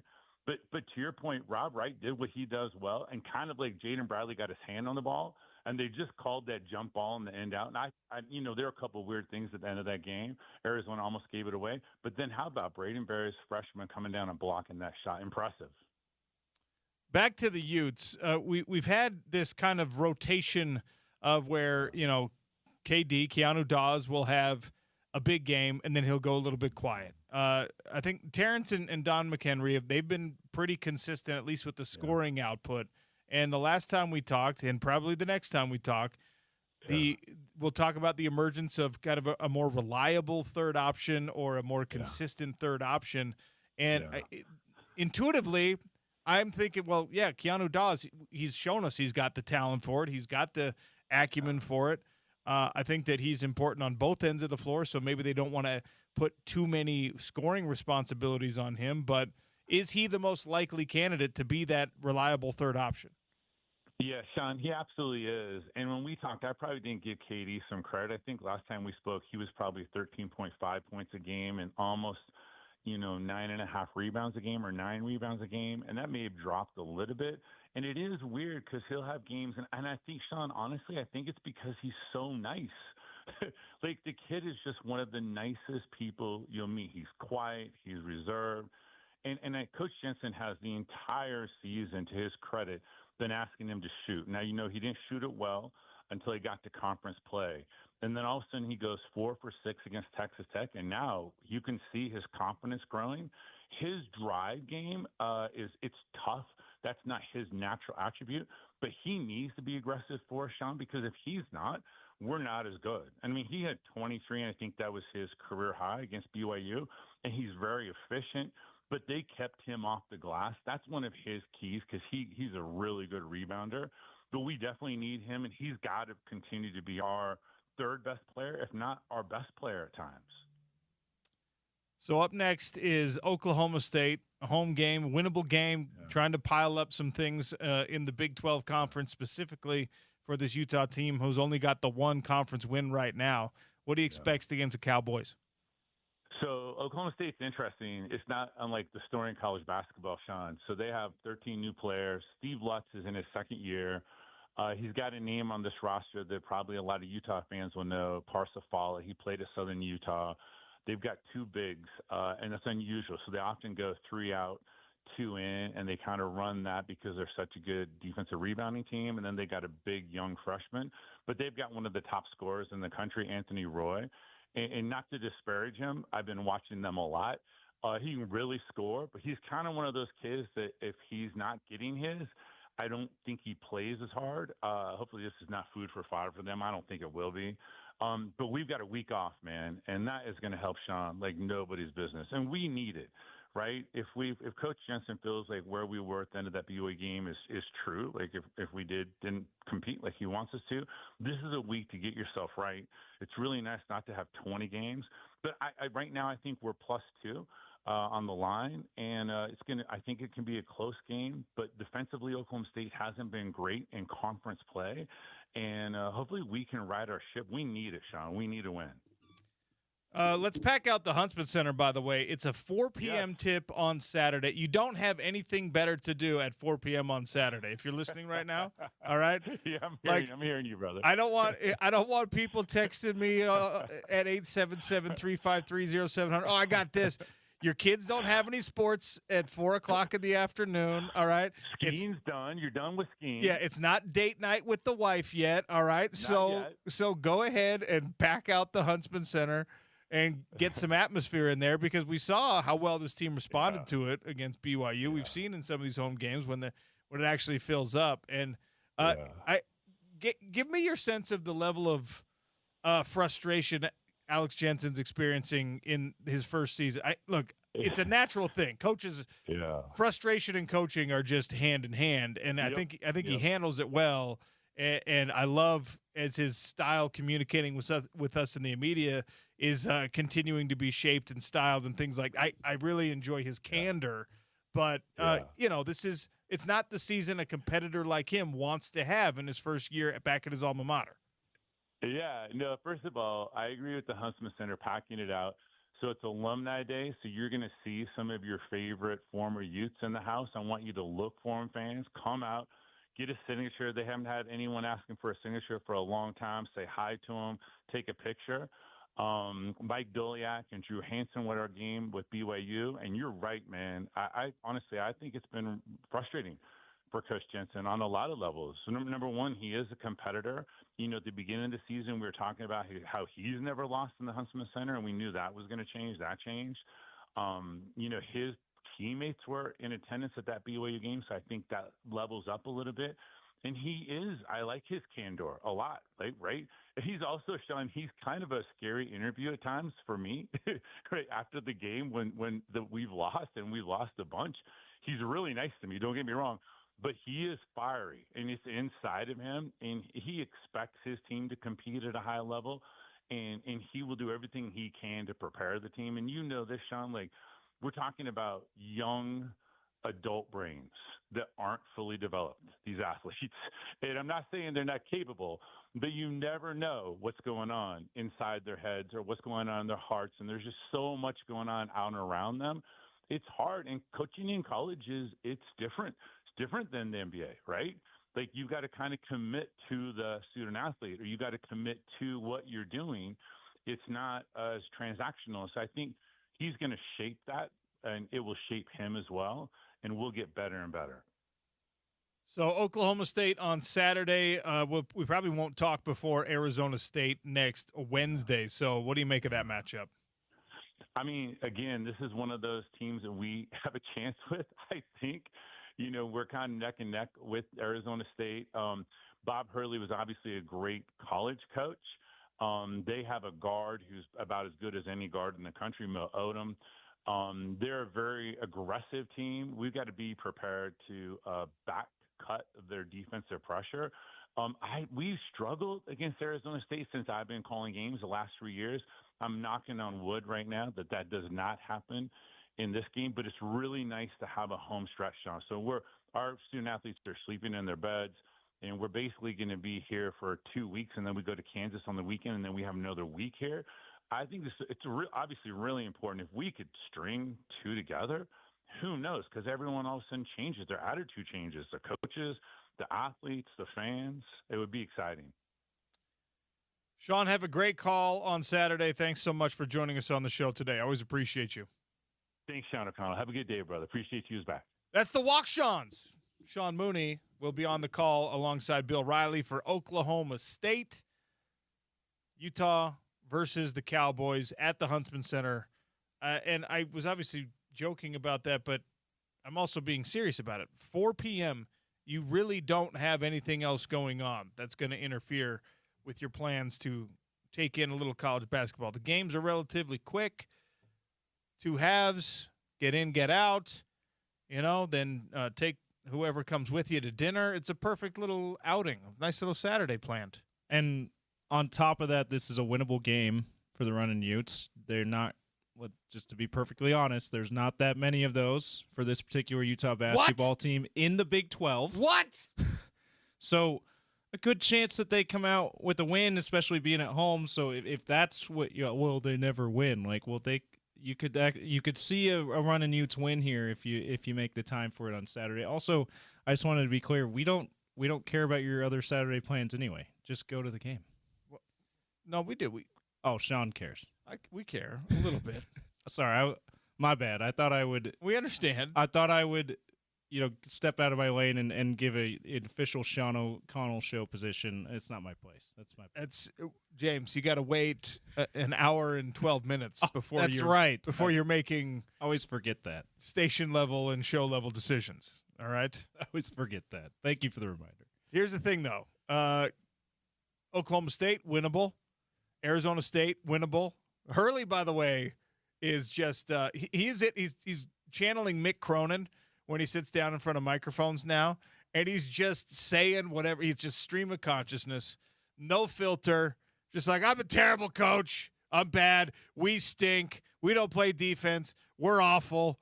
These college basketball coaches, far more than college football coaches, are so unbelievably fed up with the way things. Mick Cronin the other night, they won a game on the road, big game. The opponent's escaping me right now. It's like UCLA goes on the road in Big Ten play and beats, I don't know, Michigan or something, and he sits down post game and is mad as an alley cat. Well, yeah, I just really would like to thank the Big Ten for giving us this terrible road stretch where my kids are on the road for a week and a half. How are they supposed to do? It's just like, Mick, go talk to your school administrators. They're the morons who decided your Southern California school needed to be playing at Rutgers. I actually think that was the game. They need to be playing at Rutgers and then playing at Michigan and then playing at Ohio State and then playing at Penn State. That nobody did that to you except for UCLA. They're all just sick of it. College basketball coaches are just sick of their lives right now, and it's such a strange thing to see. And Yeah, and speaking of Bobby Hurley, look up if you haven't seen this already, look up the ESPN feature that they did on Bobby Hurley or on Danny Hurley, the UConn coach. And they have B-roll of them coaching together at a smaller Northeast school before they both got Division 1 or high major Division 1 jobs. They're coaching, they're yelling at their players during a game, and they're both just beside themselves at the same time. It's an incredible scene, and it's just like no other. Like, coaches are maniacal. The Hurley brothers we got to come up with another word for it. They're insane with their emotions, I guess is the way I would put it, and it's hilarious to watch. That ESPN feature they did on Danny Hurley encapsulates it perfectly. All right. So just let me make this final point in a case why you should go to the Oklahoma State game on Saturday, or maybe the Arizona State game on Wednesday, or I'm not going to doom and gloom you here, but I'm just going to tell you what's remaining on the slate for Utah basketball's home games the rest of the way. All right. After Arizona State, you're on the road at Allen Fieldhouse in Kansas. You come back home against Houston on February 10th. That's a really good Houston team. Then you go to Cincinnati, Ohio on the 15th. Then you're in Morgantown, West Virginia. Back at home against UCF. Okay, all right, okay. That's another one you could get. The next home game is Iowa State, February 24th. That's a top 10 team in the country right now. Colorado, March 3rd. And then you finish your regular season on the road against Baylor. So you only have 5 home games left. And your prognosis, your outlook on those, we'll just take it from the Vegas perspective, is not going to be heavily favored Utes. Get out there, support this team. The momentum is moving in the correct direction, but it doesn't happen by itself. You got to keep this thing pushing. We'll see you up there on Saturday. Is college football going to change its targeting rule? We'll discuss that next on the Sean O'Connell Show. ESPN 700, 92.1 FM.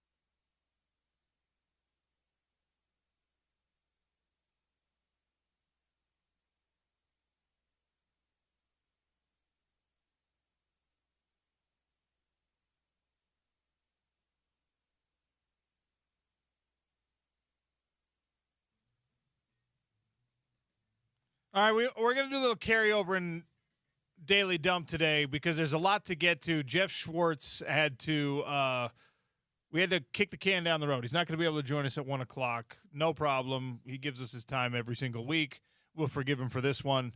But college football, taking a look at their targeting rules.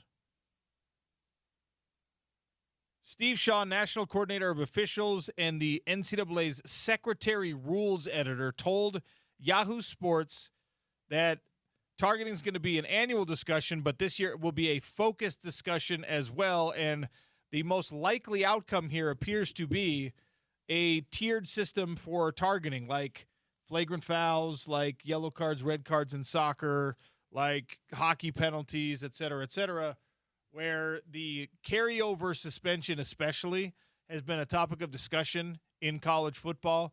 Now, we've watched the targeting rule be adjudicated in inconsistent ways, arbitrarily, seen guys get ejected for things that they probably don't need to be ejected for, seen guys stay in games when it's clear that they should have been ejected. In the college football playoffs this year, you had an ejection.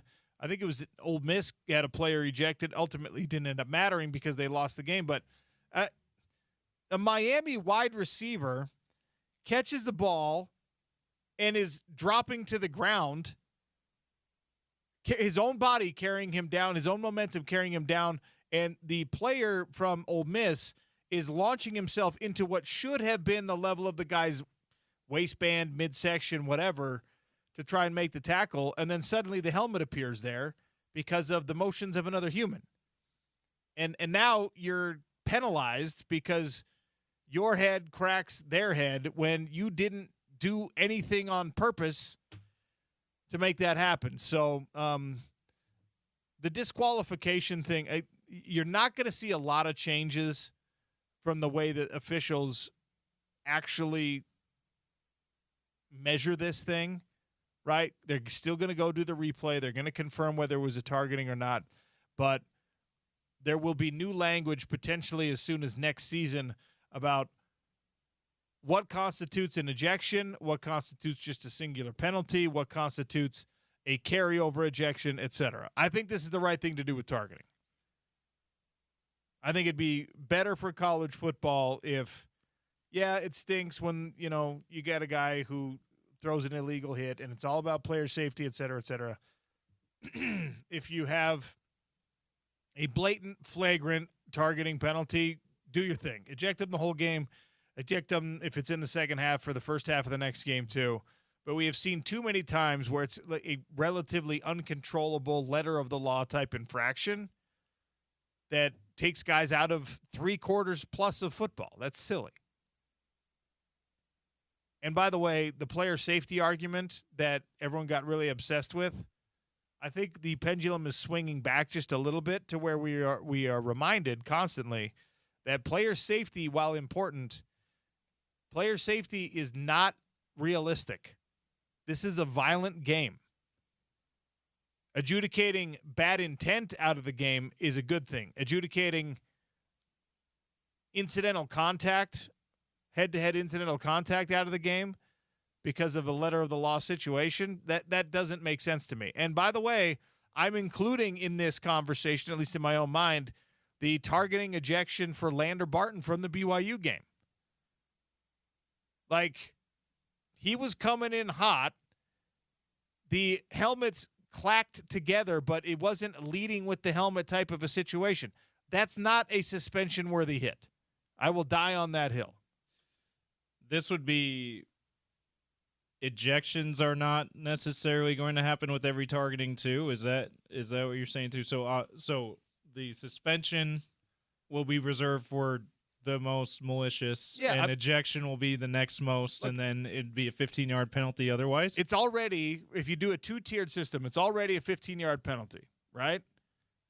If you do a 15-yard penalty with an ejection for the blatant and the flagrant and the intentional targeting calls, now we're talking about a real penalty that actually makes sense. If you're talking about ejecting a guy because his momentum and another player's momentum happen to put their helmets together on a collision course, it doesn't serve either party. Yeah. Well, 15 yards is It's a big penalty. It's a huge penalty on its own. Like,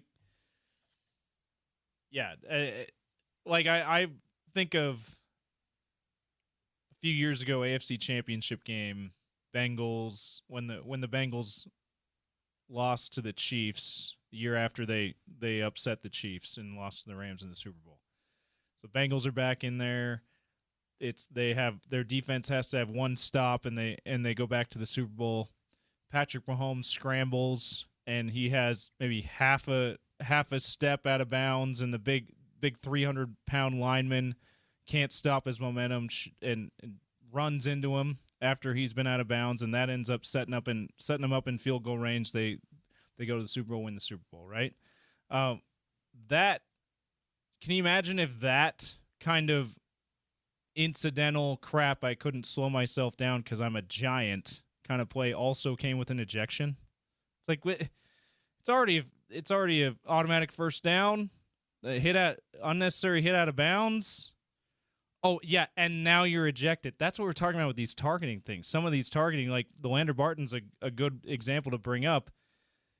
His helmet hit Bear Bachmeier's chin strap, which by the letter of the law, and the rules analysts on TV do a good job of explaining, yes, see, this is why they're considering targeting, because by the letter of the law, it's helmet to helmet, right? Or contact to the head or neck area there. But it's like, but that's not the targeting that we instituted for player safety. That's just he accidentally hit his chin strap.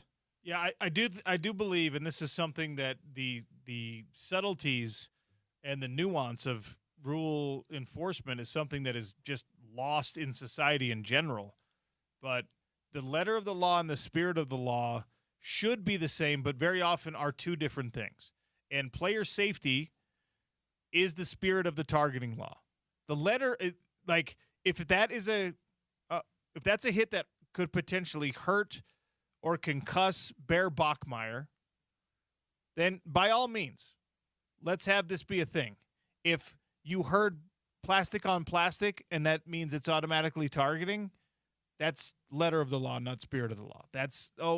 No, it didn't really.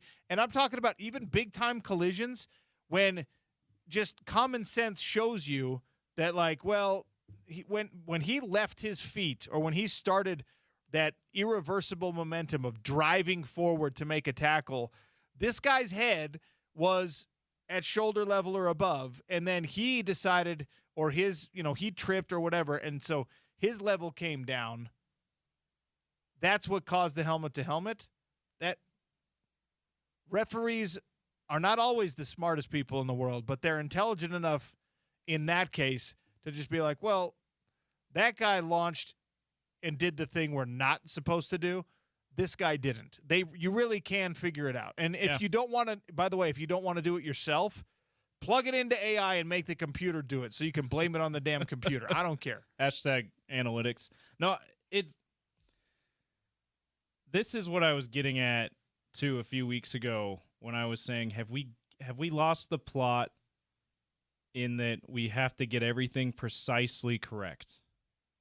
I think that's where we've gotten with officiating and everything. And I think we've gotten way too far afield with it. I'm nostalgic for the days, yes, there were missed calls, but I'm nostalgic for the days where refs made judgment calls, right? And they didn't just go, well, the words say this, and I'm beholden to what the words say. Like, no, you have a brain. You are a functional human being. If you don't think that is the kind of hit that should constitute targeting, even if technically their helmets hit at some point, you should be able to say, you know what, that's not targeting. I also believe, and I know people have called for this, especially if you're going to give that kind of responsibility, and we're only talking about targeting here, but it can go everywhere else. Like, if you want accountability and you want referees to be better, the crew chief should be available to the media for 10 minutes after every game. Yes, just a short scrum situation, or Hey, or go to the podium. Tell us for what a you little saw bit. in this replay. Tell us why this flag was thrown. Tell us why this flag wasn't thrown, and let that person verbalize. And yeah, you'll get the referee equivalent of coach speak, whatever, but let that person verbalize what was seen or what was not seen and why the call was made or was not made. And then they can be graded based on that, and they can be assigned to important games or not based on that. And now you have a better situation with optimal refereeing. All right, we got to take a break. More Daily Dump coming up, including some sound. We have the sound from Garrett Bowles, right? All right, a little bit of a heartbreaker, obviously, for the Broncos and one of your favorite Utes. Even though he was only on the hill for a year, Garrett Bowles had some words. We'll play that sound for you next. That's the Sean O'Connell Show, ESPN 700, 92.1 FM.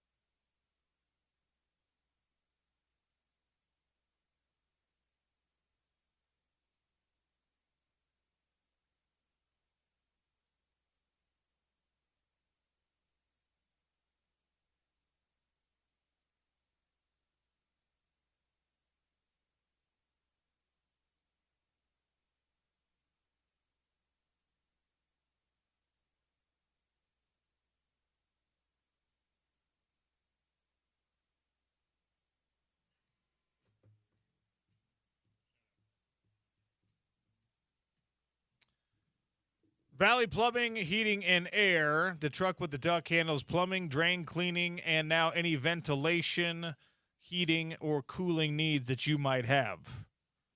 Look for the truck with the duck. Exciting news for a Utahn. I was not familiar with this person until today.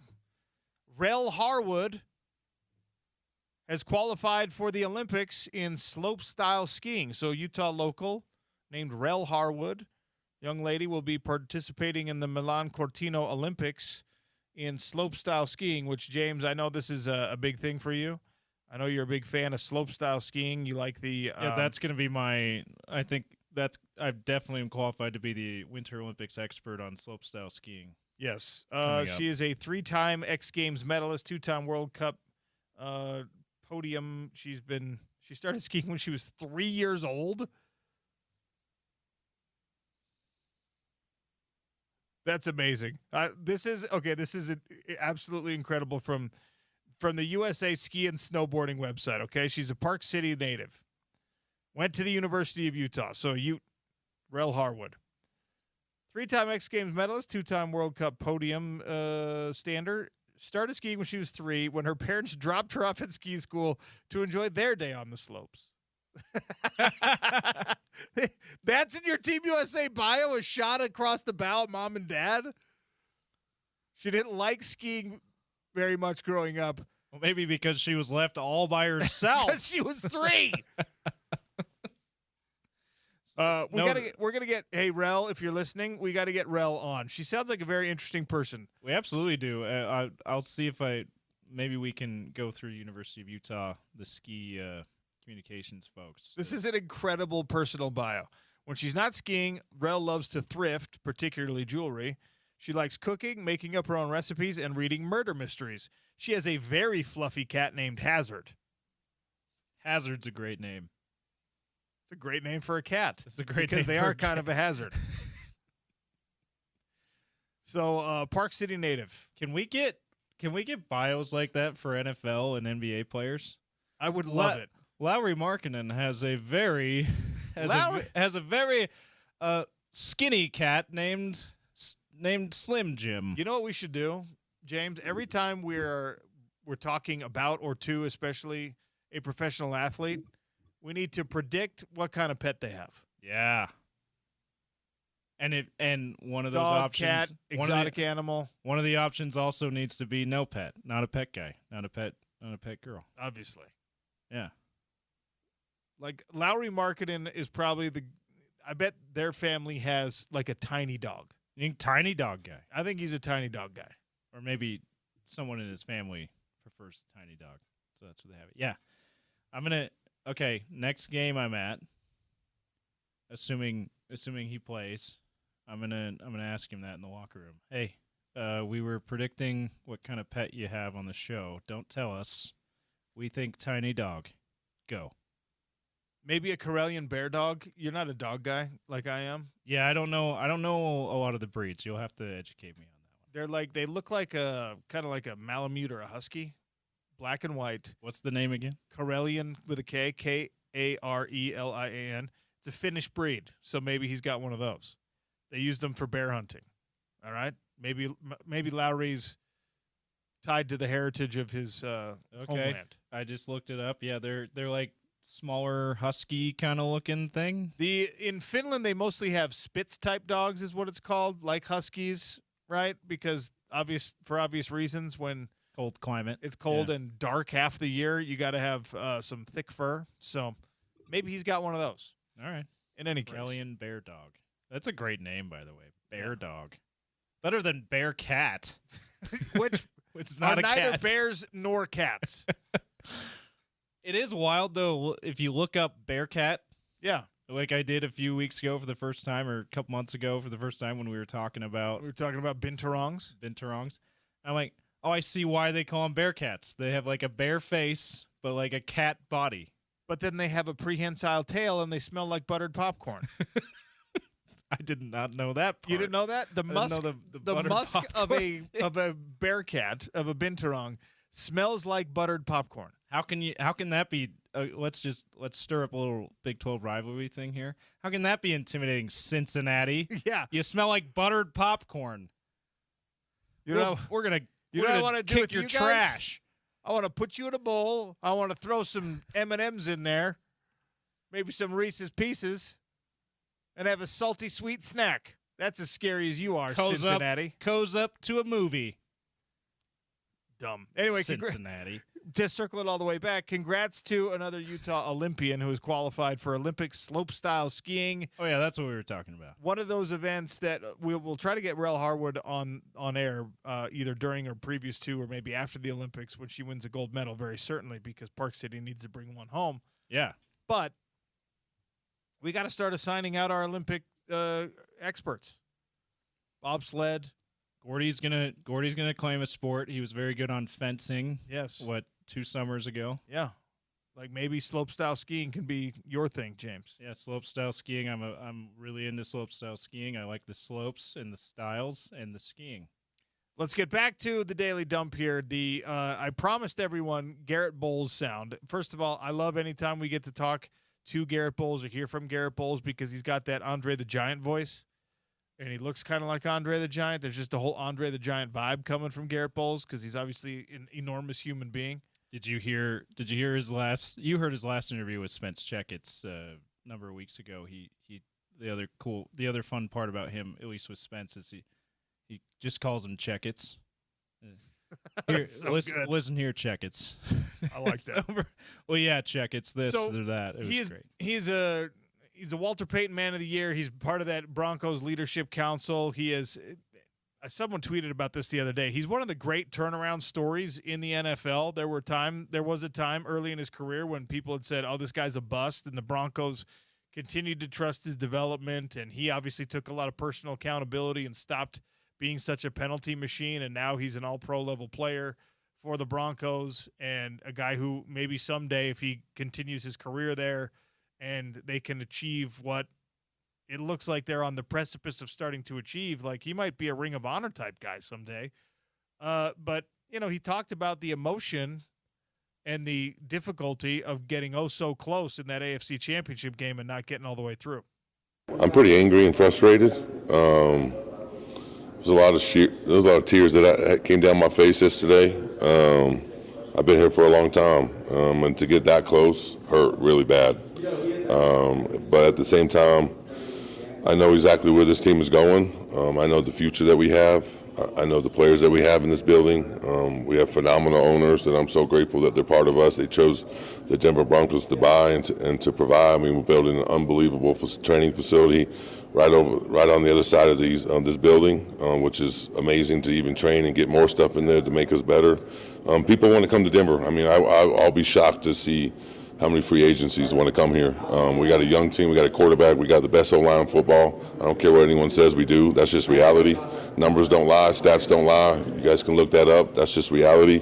When you have a dominant O-line and a dominant defensive line, people want to come here. When you got a phenomenal quarterback in Bo, people don't give him the credit what he had. The season that he had, it was phenomenal. I mean, second quarterback in NFL history to take our team to the AFC Championship game. We have 2 quarterbacks in that same draft class that did that. Just speaks volumes of what that draft class did. We have one of those quarterbacks.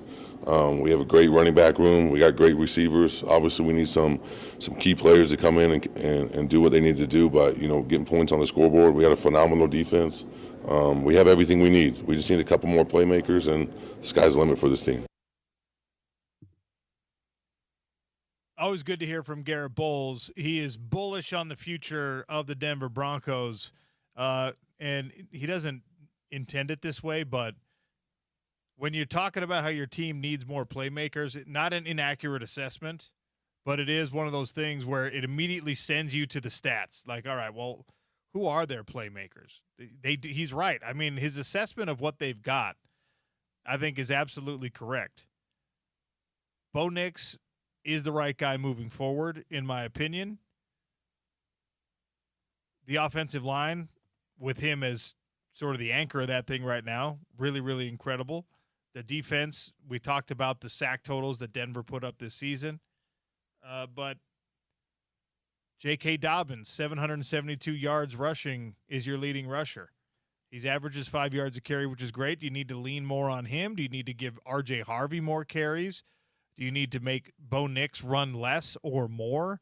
They got to figure that out. Cortland Sutton had a 1,000-yard season, but could you tell me offhand who the second, third, and fourth leading receivers are, the second, third, and fourth leading options are in the passing game for the Denver Broncos? I would guess Mims is one of those, but I don't know. Mims had he's number 7. No, Number 7. Number 6 on the list. Okay. Yeah. Cortland Sutton, 1,000 yards, right? 124 targets, 74 receptions, 1,017 yards, and 7 touchdowns. Troy Franklin, okay. 709 yards. Evan Ingram, their tight end, had 50 catches, but only 461 yards and 1 touchdown there. So, yeah, you do. Lil Jordan Humphrey, where you at, dog? With a name like Lil Jordan, you got to be flashier. It's like, I think I told you off air, I'm watching The Wire finally. It's like Little Man. Yeah. Lil Jordan Humphrey, by the way, he was injured, so I shouldn't call him out. He only played in 7 games this year. But the claim that people want to be in Denver is one thing that we will find out when free agency ramps up and hits full bore. And look, they're going to draft hopefully well if you're a Broncos fan, but you're not going to be able to the place that roster is at right now. You're going to have a hard time getting over the hump, getting from AFC Championship appearance to Super Bowl appearance just with draft picks. You probably do need to bring in a veteran wide receiver, maybe, dare I say, a more formidable tight end, something like that. And free agency has been the most successful way for teams to do that as of late. Trades have obviously helped out Seattle immensely, and that's who made it through in the NFC to the Super Bowl. So Denver, again, we started the show talking about this. The gap between almost there and there is a lot bigger than we ever give it credit for. And Denver was so close.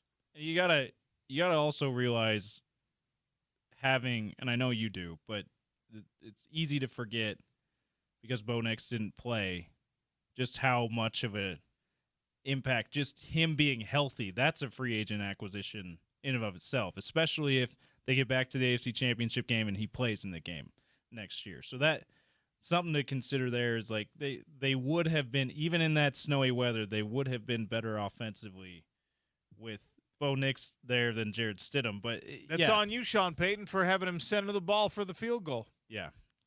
It actually wasn't on that play. It was the play before, right?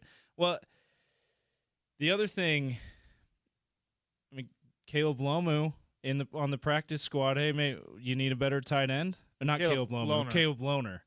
He was activated in the divisional round. Yeah, let's for the very first time in his career, he was activated to the roster. Let's get him some opportunities. And you were like, are they going to get down in the red zone and throw a jump ball to Caleb Loner, who the only catches he has are touchdown catches? Yeah, that would have been so sweet. That would have been cool. And obviously, he's going to be a long-term project, so that's tongue in cheek. But hopefully he gets to a point where he can see some field action that could help their tight end. Or, you know what?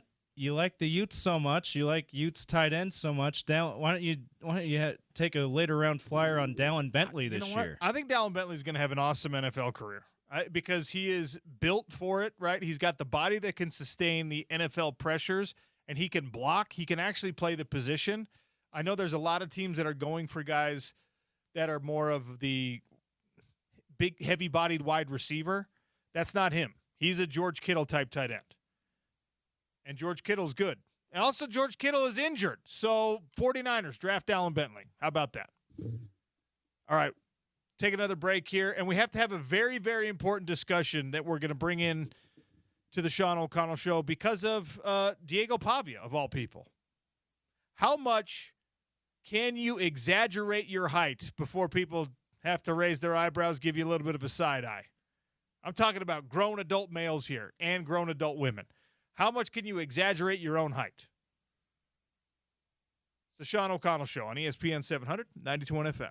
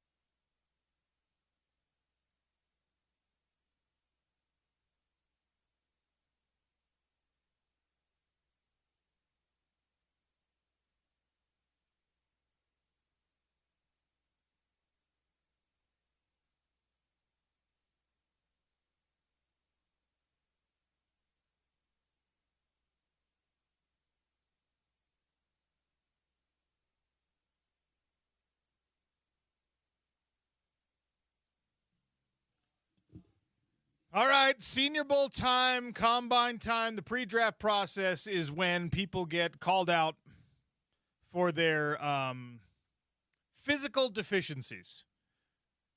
You don't ever want to be the guy with the small hands, right? Quarterbacks get their hands measured at the combine, and suddenly someone who's been like the ultimate alpha their whole life, starting quarterback in Division I football, all of a sudden people are just like, guy's got small hands. You wouldn't have known that if you didn't go to the combine, but we do it to people, right? Diego Pavia was the Heisman Trophy runner-up. Now, I have not seen anyone's popularity become such a roller coaster because all year long, on the rise, and then how he reacted to not winning the Heisman, he started to go back down, and now this is going to make it even worse. But it begs the question that I put out on the poll today. How much can you exaggerate your height before people look at you like, really? Diego Pavia is listed in the Vanderbilt program as 6 feet tall. At the Senior Bowl, he measured 5 feet 9 3/4.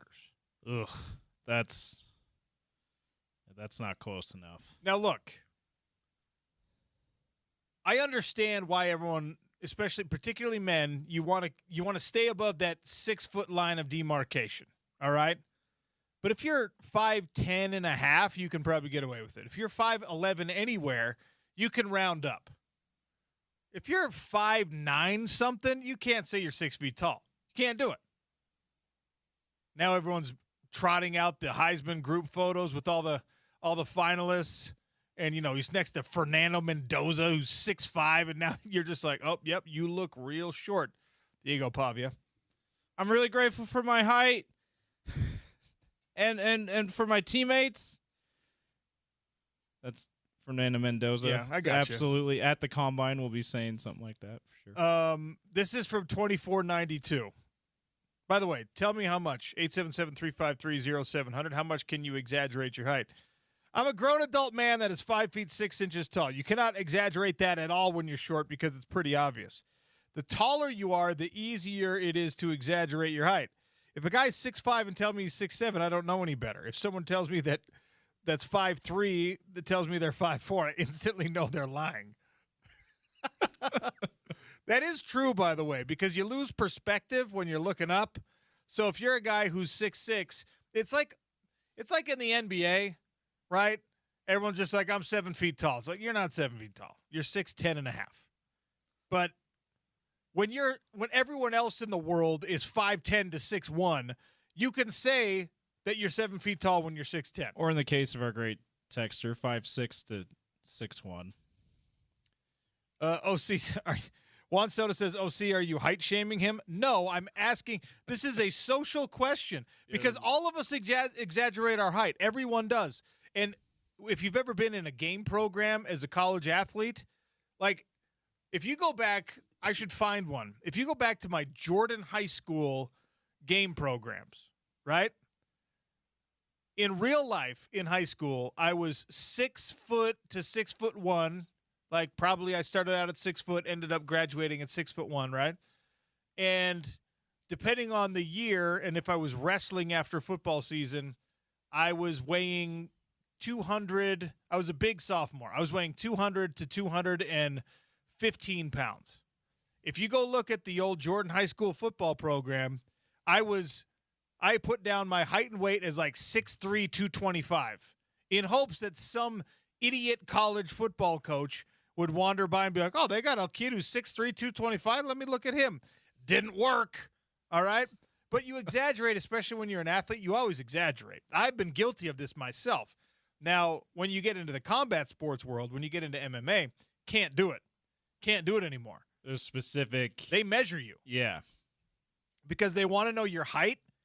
Obviously, your weight is something that you have to weigh in at, and then you can fluctuate up from there in the 24 hours between your weigh-in and your fight.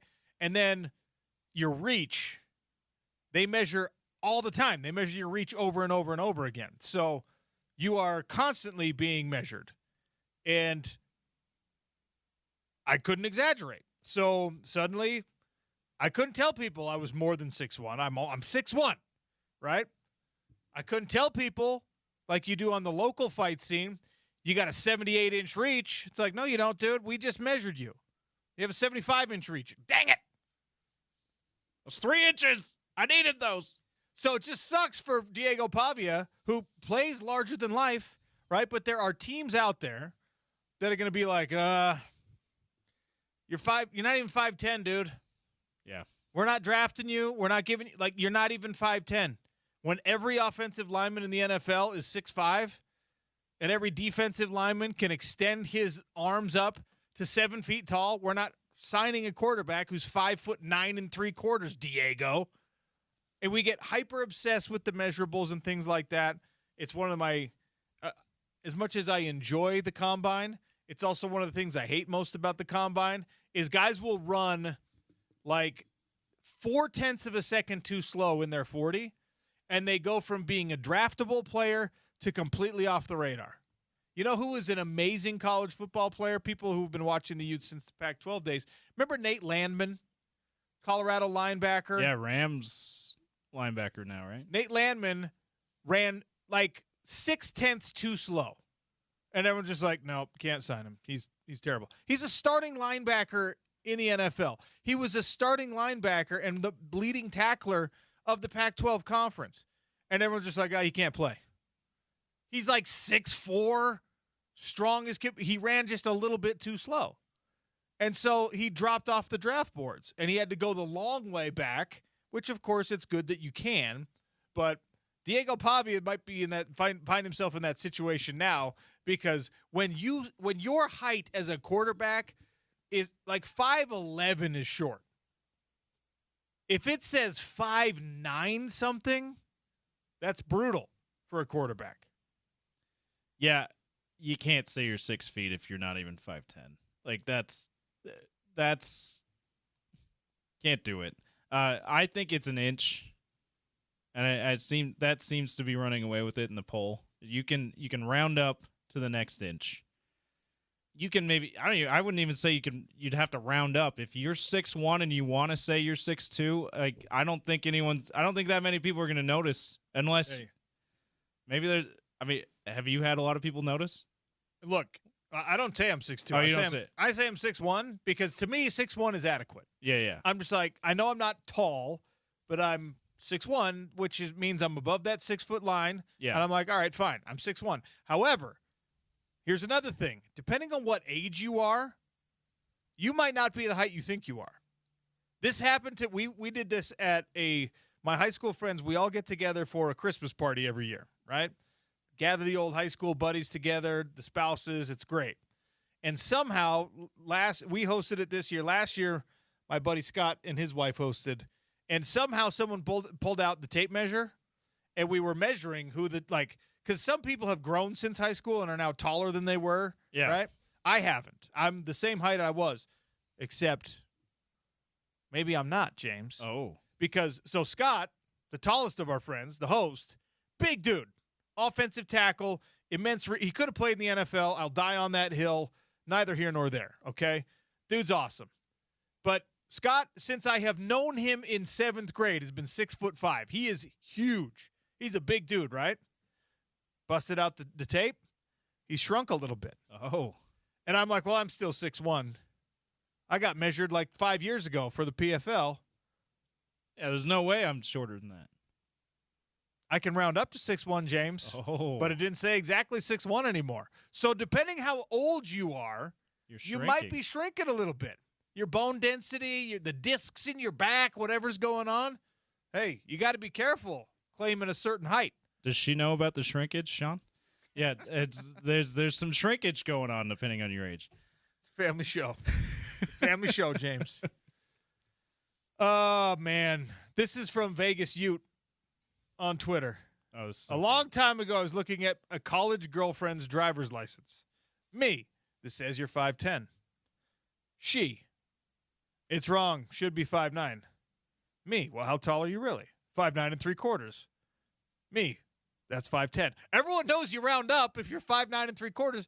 That's what Diego Pavia is doing, except he's going past 5'10". He's trying to go all the way to 6 foot. And she says, no, it's not. That's not 5'10". What is the difference between 5'9 and 5'10"? She says 5'10" is too tall. So it's different depending on your perspective, maybe as a gender-based thing. If you're a woman, you might not want to be 6 feet tall. If you're a man, you want to be 6 feet tall. Yeah.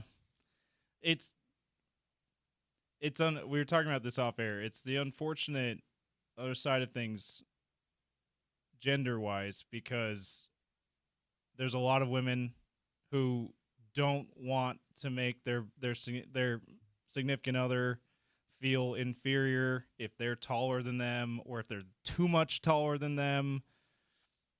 In my opinion, in this situation, she ought to just be able to say she's 5'10" and be fine with it. But it's a little more complicated than that because of different things. J.D. Jorgensen says, I'd say it depends on your actual height. 6'6" and under, you can exaggerate an inch.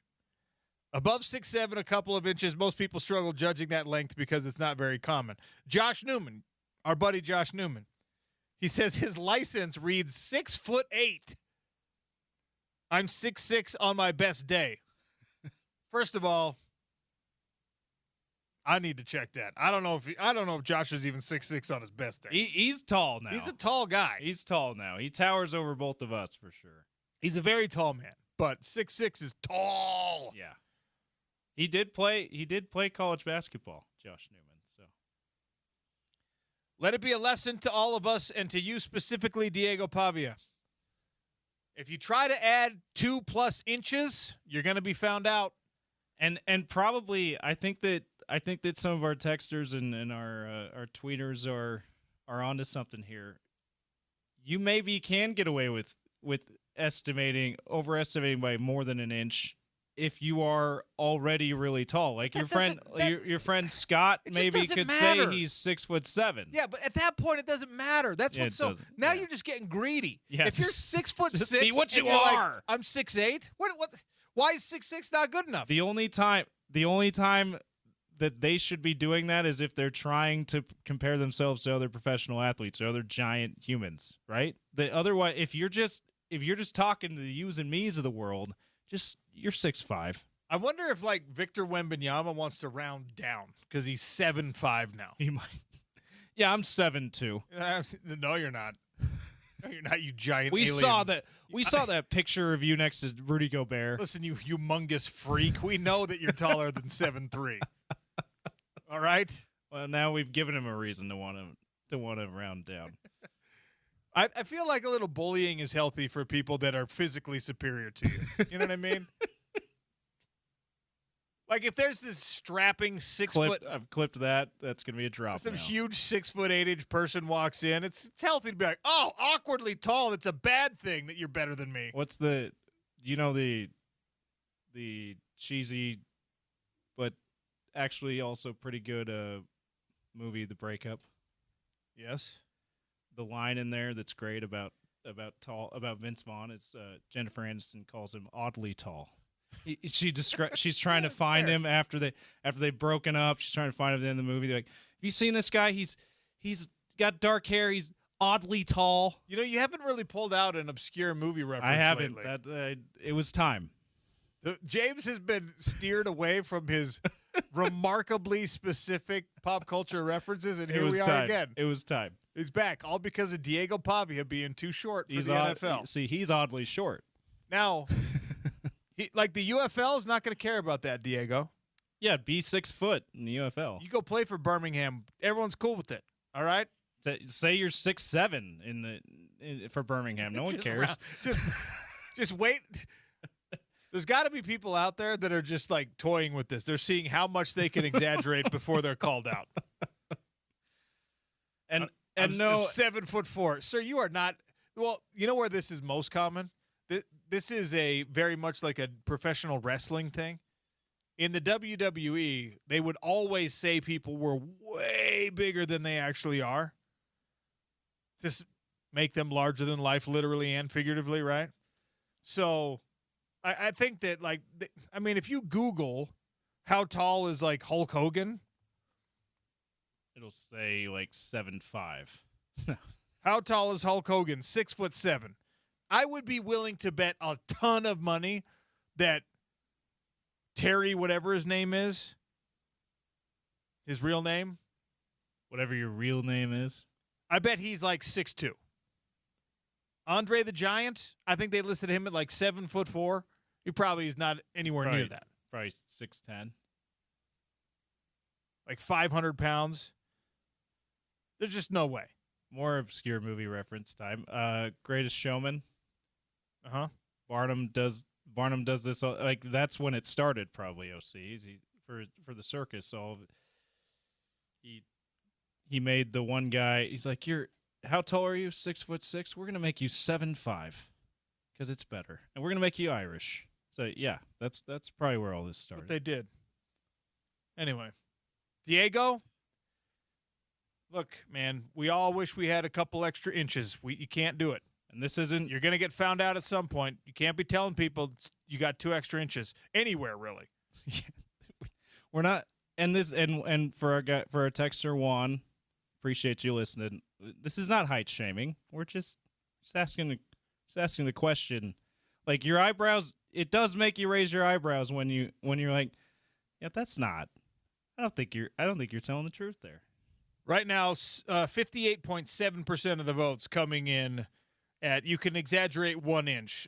In second place is 2 inches at just over 20%. And in third place, 0 inches, we can all see you, is not getting as much run as I thought. I do like the snarky addition to that. We can all see you. By the way, I put a poll question out at the end of the show yesterday, which is a cooler city, Seattle or Boston? Surprised by the results. I'll give them to you next. We'll do a little crosstalk and give away some tickets. It's the Sean O'Connell Show on ESPN 700, 92.1 FM.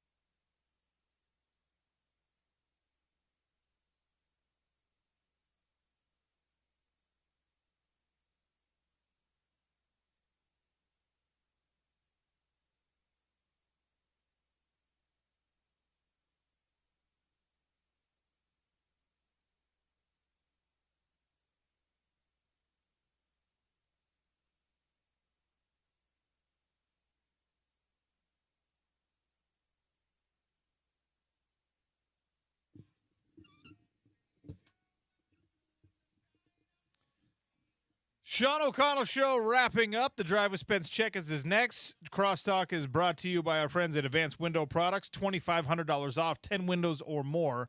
801-850-9100. This winter weather has extended your ability to get window work done on your home through the winter. So take advantage of it. 801-850-9100. Tell them that OC or Spence sent you. 2 tickets to Pitbull. And the Utah First Credit Union Amphitheater will be hosting him. And 2 tickets to PBR on the 6th and 7th of February at the Delta Center. 877-353-0700. If you could tell me, how many touchdown passes did Diego Pavia throw this last year at Vanderbilt? We were just talking about him, and I guess indirectly making fun of him for exaggerating his height so drastically. So we'll bring it back to some positivity. How many touchdown passes did he throw at Vanderbilt his final year in college football? He wanted more, by the way, but he only gets pro football moving forward. Spence Checketts, how are you? I'm well. I heard the debate and conversation driving in. Uh-huh. Are you aware of the most dishonest space that exists in the world? What does that mean? Dating apps. Sure, okay. So when it comes, it is everybody is lying, okay? You've got people that are posting pictures from 2015, and then you show up and you're like, you don't look like that anymore. But the number one thing, at least this is my understanding, because I've got a couple of single friends that believe women are basically uninterested in them because they're not 6 feet or taller, right? So as a result, on dating apps, I feel like the height conversation is where we need to bring this into, because short men are convinced that women do not want to date them because they're short. And I think tall women go the other way and think men don't want to date them because they're tall. So what you have on dating apps are a bunch of liars.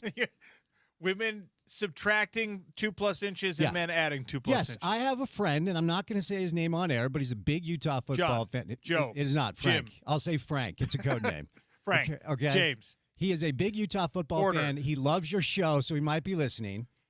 And you are a liar because he is 5'6" and 47 years old. His dating app says 5'9" and like 34. And hold on. Yes. The height thing, whatever, that many years is psychopathic. He has given himself an extra 3 to 4 inches on his dating profile and has subtracted his age by about a decade. And his whole theory, and you know what? Like, first of all, you're happily married, all the things. I mean, as Louis C.K. says, no matter how happily married you are, get divorced, it'll be better, but that's none of my business. Do your thing. Don't ever get into this world of trying to date in your 40s. It's chaos because everybody's lying. And so his assertion is women are misrepresenting the way they look with filters on pictures and pictures from a decade ago, and maybe sending out headshots, but not shots of the entire thing. And then you show up and you're like, okay, I see what we're working with. So his assertion is they're so dishonest that it's no skin off his back to add free for all. Exactly. And so like 2 wrongs make a right. If he can convince them just to meet up based off of lying, then he can convince them like, hey, it's not really who I am, but now you see what an awesome guy I am, right? So we can let bygones be bygones. It is a wild philosophy, and it hasn't worked for him at all, but that's where he's at. It would be a pretty hilarious icebreaker. You know what I mean? Yeah. Like, it'd be very disarming if someone showed up and you're 4 inches shorter and 15 years older than you thought. Right. You'd be like, I was lying, but so were you because look at you. Yeah, I mean, it's a risky, way to go about the entire thing, but I don't know, man. You don't want to date in your middle age. It gets chaotic. But when it comes to the discussion about height, you got to bring it into the realm of dating apps because people online do not represent who they are accurately at all. Zach on the text line wants to know if Spence will go to the Pitbull concert with whoever wins the tickets. I will not. Oh, thank you though. But stay hold tuned. on. Yeah. Maybe if you lie about your height enough and you put enough filters on your pictures, maybe. Yeah, I mean, you never know. Look, I'm a little bit older than you, but I've experienced dating in like 4 different generations. And so never did the dating app thing at all. Didn't want to. But that's like the younger generation thinks it's weird that my generation thinks it's weird to actually be on it. They're like, wait, no, this is how you do it now. Yeah. So you kind of really see what the landscape is, and you see how dishonest people are because we're all just looking for love, right? You know what? Just do your thing. I met my wife because of a dating app. Yeah, but Kendall is beautiful, and you. Mean. Yeah. Okay. Just well, kidding. all right. Well, Joke. I love you. Sleeping on the couch Joking. tonight. Hello is a joke. But you had her Instagram profile. You could. Yeah. You were safe because dating apps, like you see, like a face or maybe like a left leg, and then suddenly their left arm is amputated or something. Everybody is misrepresenting something. Yeah. And unless you kind of get the whole picture, my recommendation is do not set up a date because you're going to show up and spend $120 on brunch and go home. Do I sound like I've had experience with this? Yeah, it does sound like. Okay, fair enough. Maybe you're jaded against this. By the way, I am. We are guilty of the same thing here at Broadway Media, and do you know why I can say that? Because the billboards that we put up for the Sean O'Connell show when it was relaunched, that picture is old. That picture is now 12 years old. Yeah, that's a 12-year-old photo. But it looks like you. It doesn't. Well, I'm just trying to be nice because it doesn't at all. It definitely is like very old. At all. But you're promoting a radio show. You're not trying to fool people into meeting up with you so you can hang out and maybe fall in love. It's a much different thing. In a way, I am. Okay, that's fair. I want you to hang out with me on the radio and fall in love with the show. Okay. And become a P1 listener. Is P1 still a thing? I don't think people even know what that means anymore. It used to be in like 1998. Yeah. No, in a way, bullets. In a way but you're not misrepresenting your voice it doesn't matter. Like the great thing about this business, it doesn't matter how you look. And have you seen a lot of people that do radio? Luckily you and I are very handsome. We just lucked out. So it doesn't matter how you look. It goes Spence. Yeah. Then me, then Brock Osweiler, according to Spence. Accurate representation of the three of us for sure. I noticed you didn't admit how much height you add to yourself on these dating apps. It's a fair question, and I am tall enough to get away with 6 feet. I am 5'11". All right. Literally. Are you 5'11" like Diego Pavia is 5'11", or are you actually 5'11"? I am admitting that I'm not 6 feet. Okay. I'm admitting that I'm 5'11", but on dating apps I am 6 foot. All right. Because I'll walk in and nobody's gonna be like, oh, I think he's 5'11" and not 6 foot. If I was like 5'6", like Frank, my friend, and added 4 or 5 inches, then you walk in, you see the short guy, you walk out, no problem at all. So, but no, I am tall enough to get away with putting 6 foot on the app. By the way, all of you out there misrepresenting your height on these dating apps, make sure that you go to a fancier restaurant. If you go out fast food, you go to like a Cafe Rio, they have that little height tape at the door. That's right. For the police profiling, for robberies and things like that. What's the safest? Okay. Because if you sign up for dinner and you show up, you're going to have dinner, even if you show up and you realize the person is completely misrepresented who they are. Sure. What's the safest first interaction where you're able to bail as quickly as possible if it's not? Is it coffee? Is it? I mean, you tell me. I'm out of this world now. But I think it's probably like a coffee, a tea, an ice cream. Okay, an ice cream. Well, I know because everyone probably says coffee. Make yourself interesting. Yeah. Would you like to go get a dirty soda?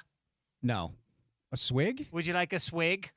I know you're out of the game, but now that I'm back in the game, these are the lessons I need to learn. Because I'm an old dude, antiquated. Like I am a dinner and a movie guy, and that's not a thing anymore. Yeah. Maybe a walk in the park, and then you can just bail. You have an amazing dog. Yes, I do. Right? Duke is here today, yes. Duke is here in the studio. Yeah. The dog walk. Okay. That's a great one. Because if it's going well, Duke's helping you out. Yeah, That's a great wingman. Good you know call. what I mean? Good call. If it's a bad date and you want to bail out, you can just be like, there's something wrong with Duke. Yeah. He's walking funny. He's got, like, you see how that's not how he usually acts. Yeah. I better get him home. Yep. There's something wrong here. You nailed it. I'm going to use that. Go to the dog park. Yep. Yeah. You can spend an hour together or 5 minutes together. That's right. So the final thing for me, stop lying about who you are online. It is exhausting. You are wasting everybody's time. And if you do it as a football player, people across the nation are going to snicker at you because you added too many inches to your profile. It's a lose-lose. Just be who you are. As you and James said, we can see you. We can see you. All right. That's Crosstalk, brought to you by our friends at Advanced Window Products, advancedwindows.com, 801-850-9100. Stay tuned for The Drive. That's all for the Sean O'Connell Show on ESPN 700, 92.1 FM.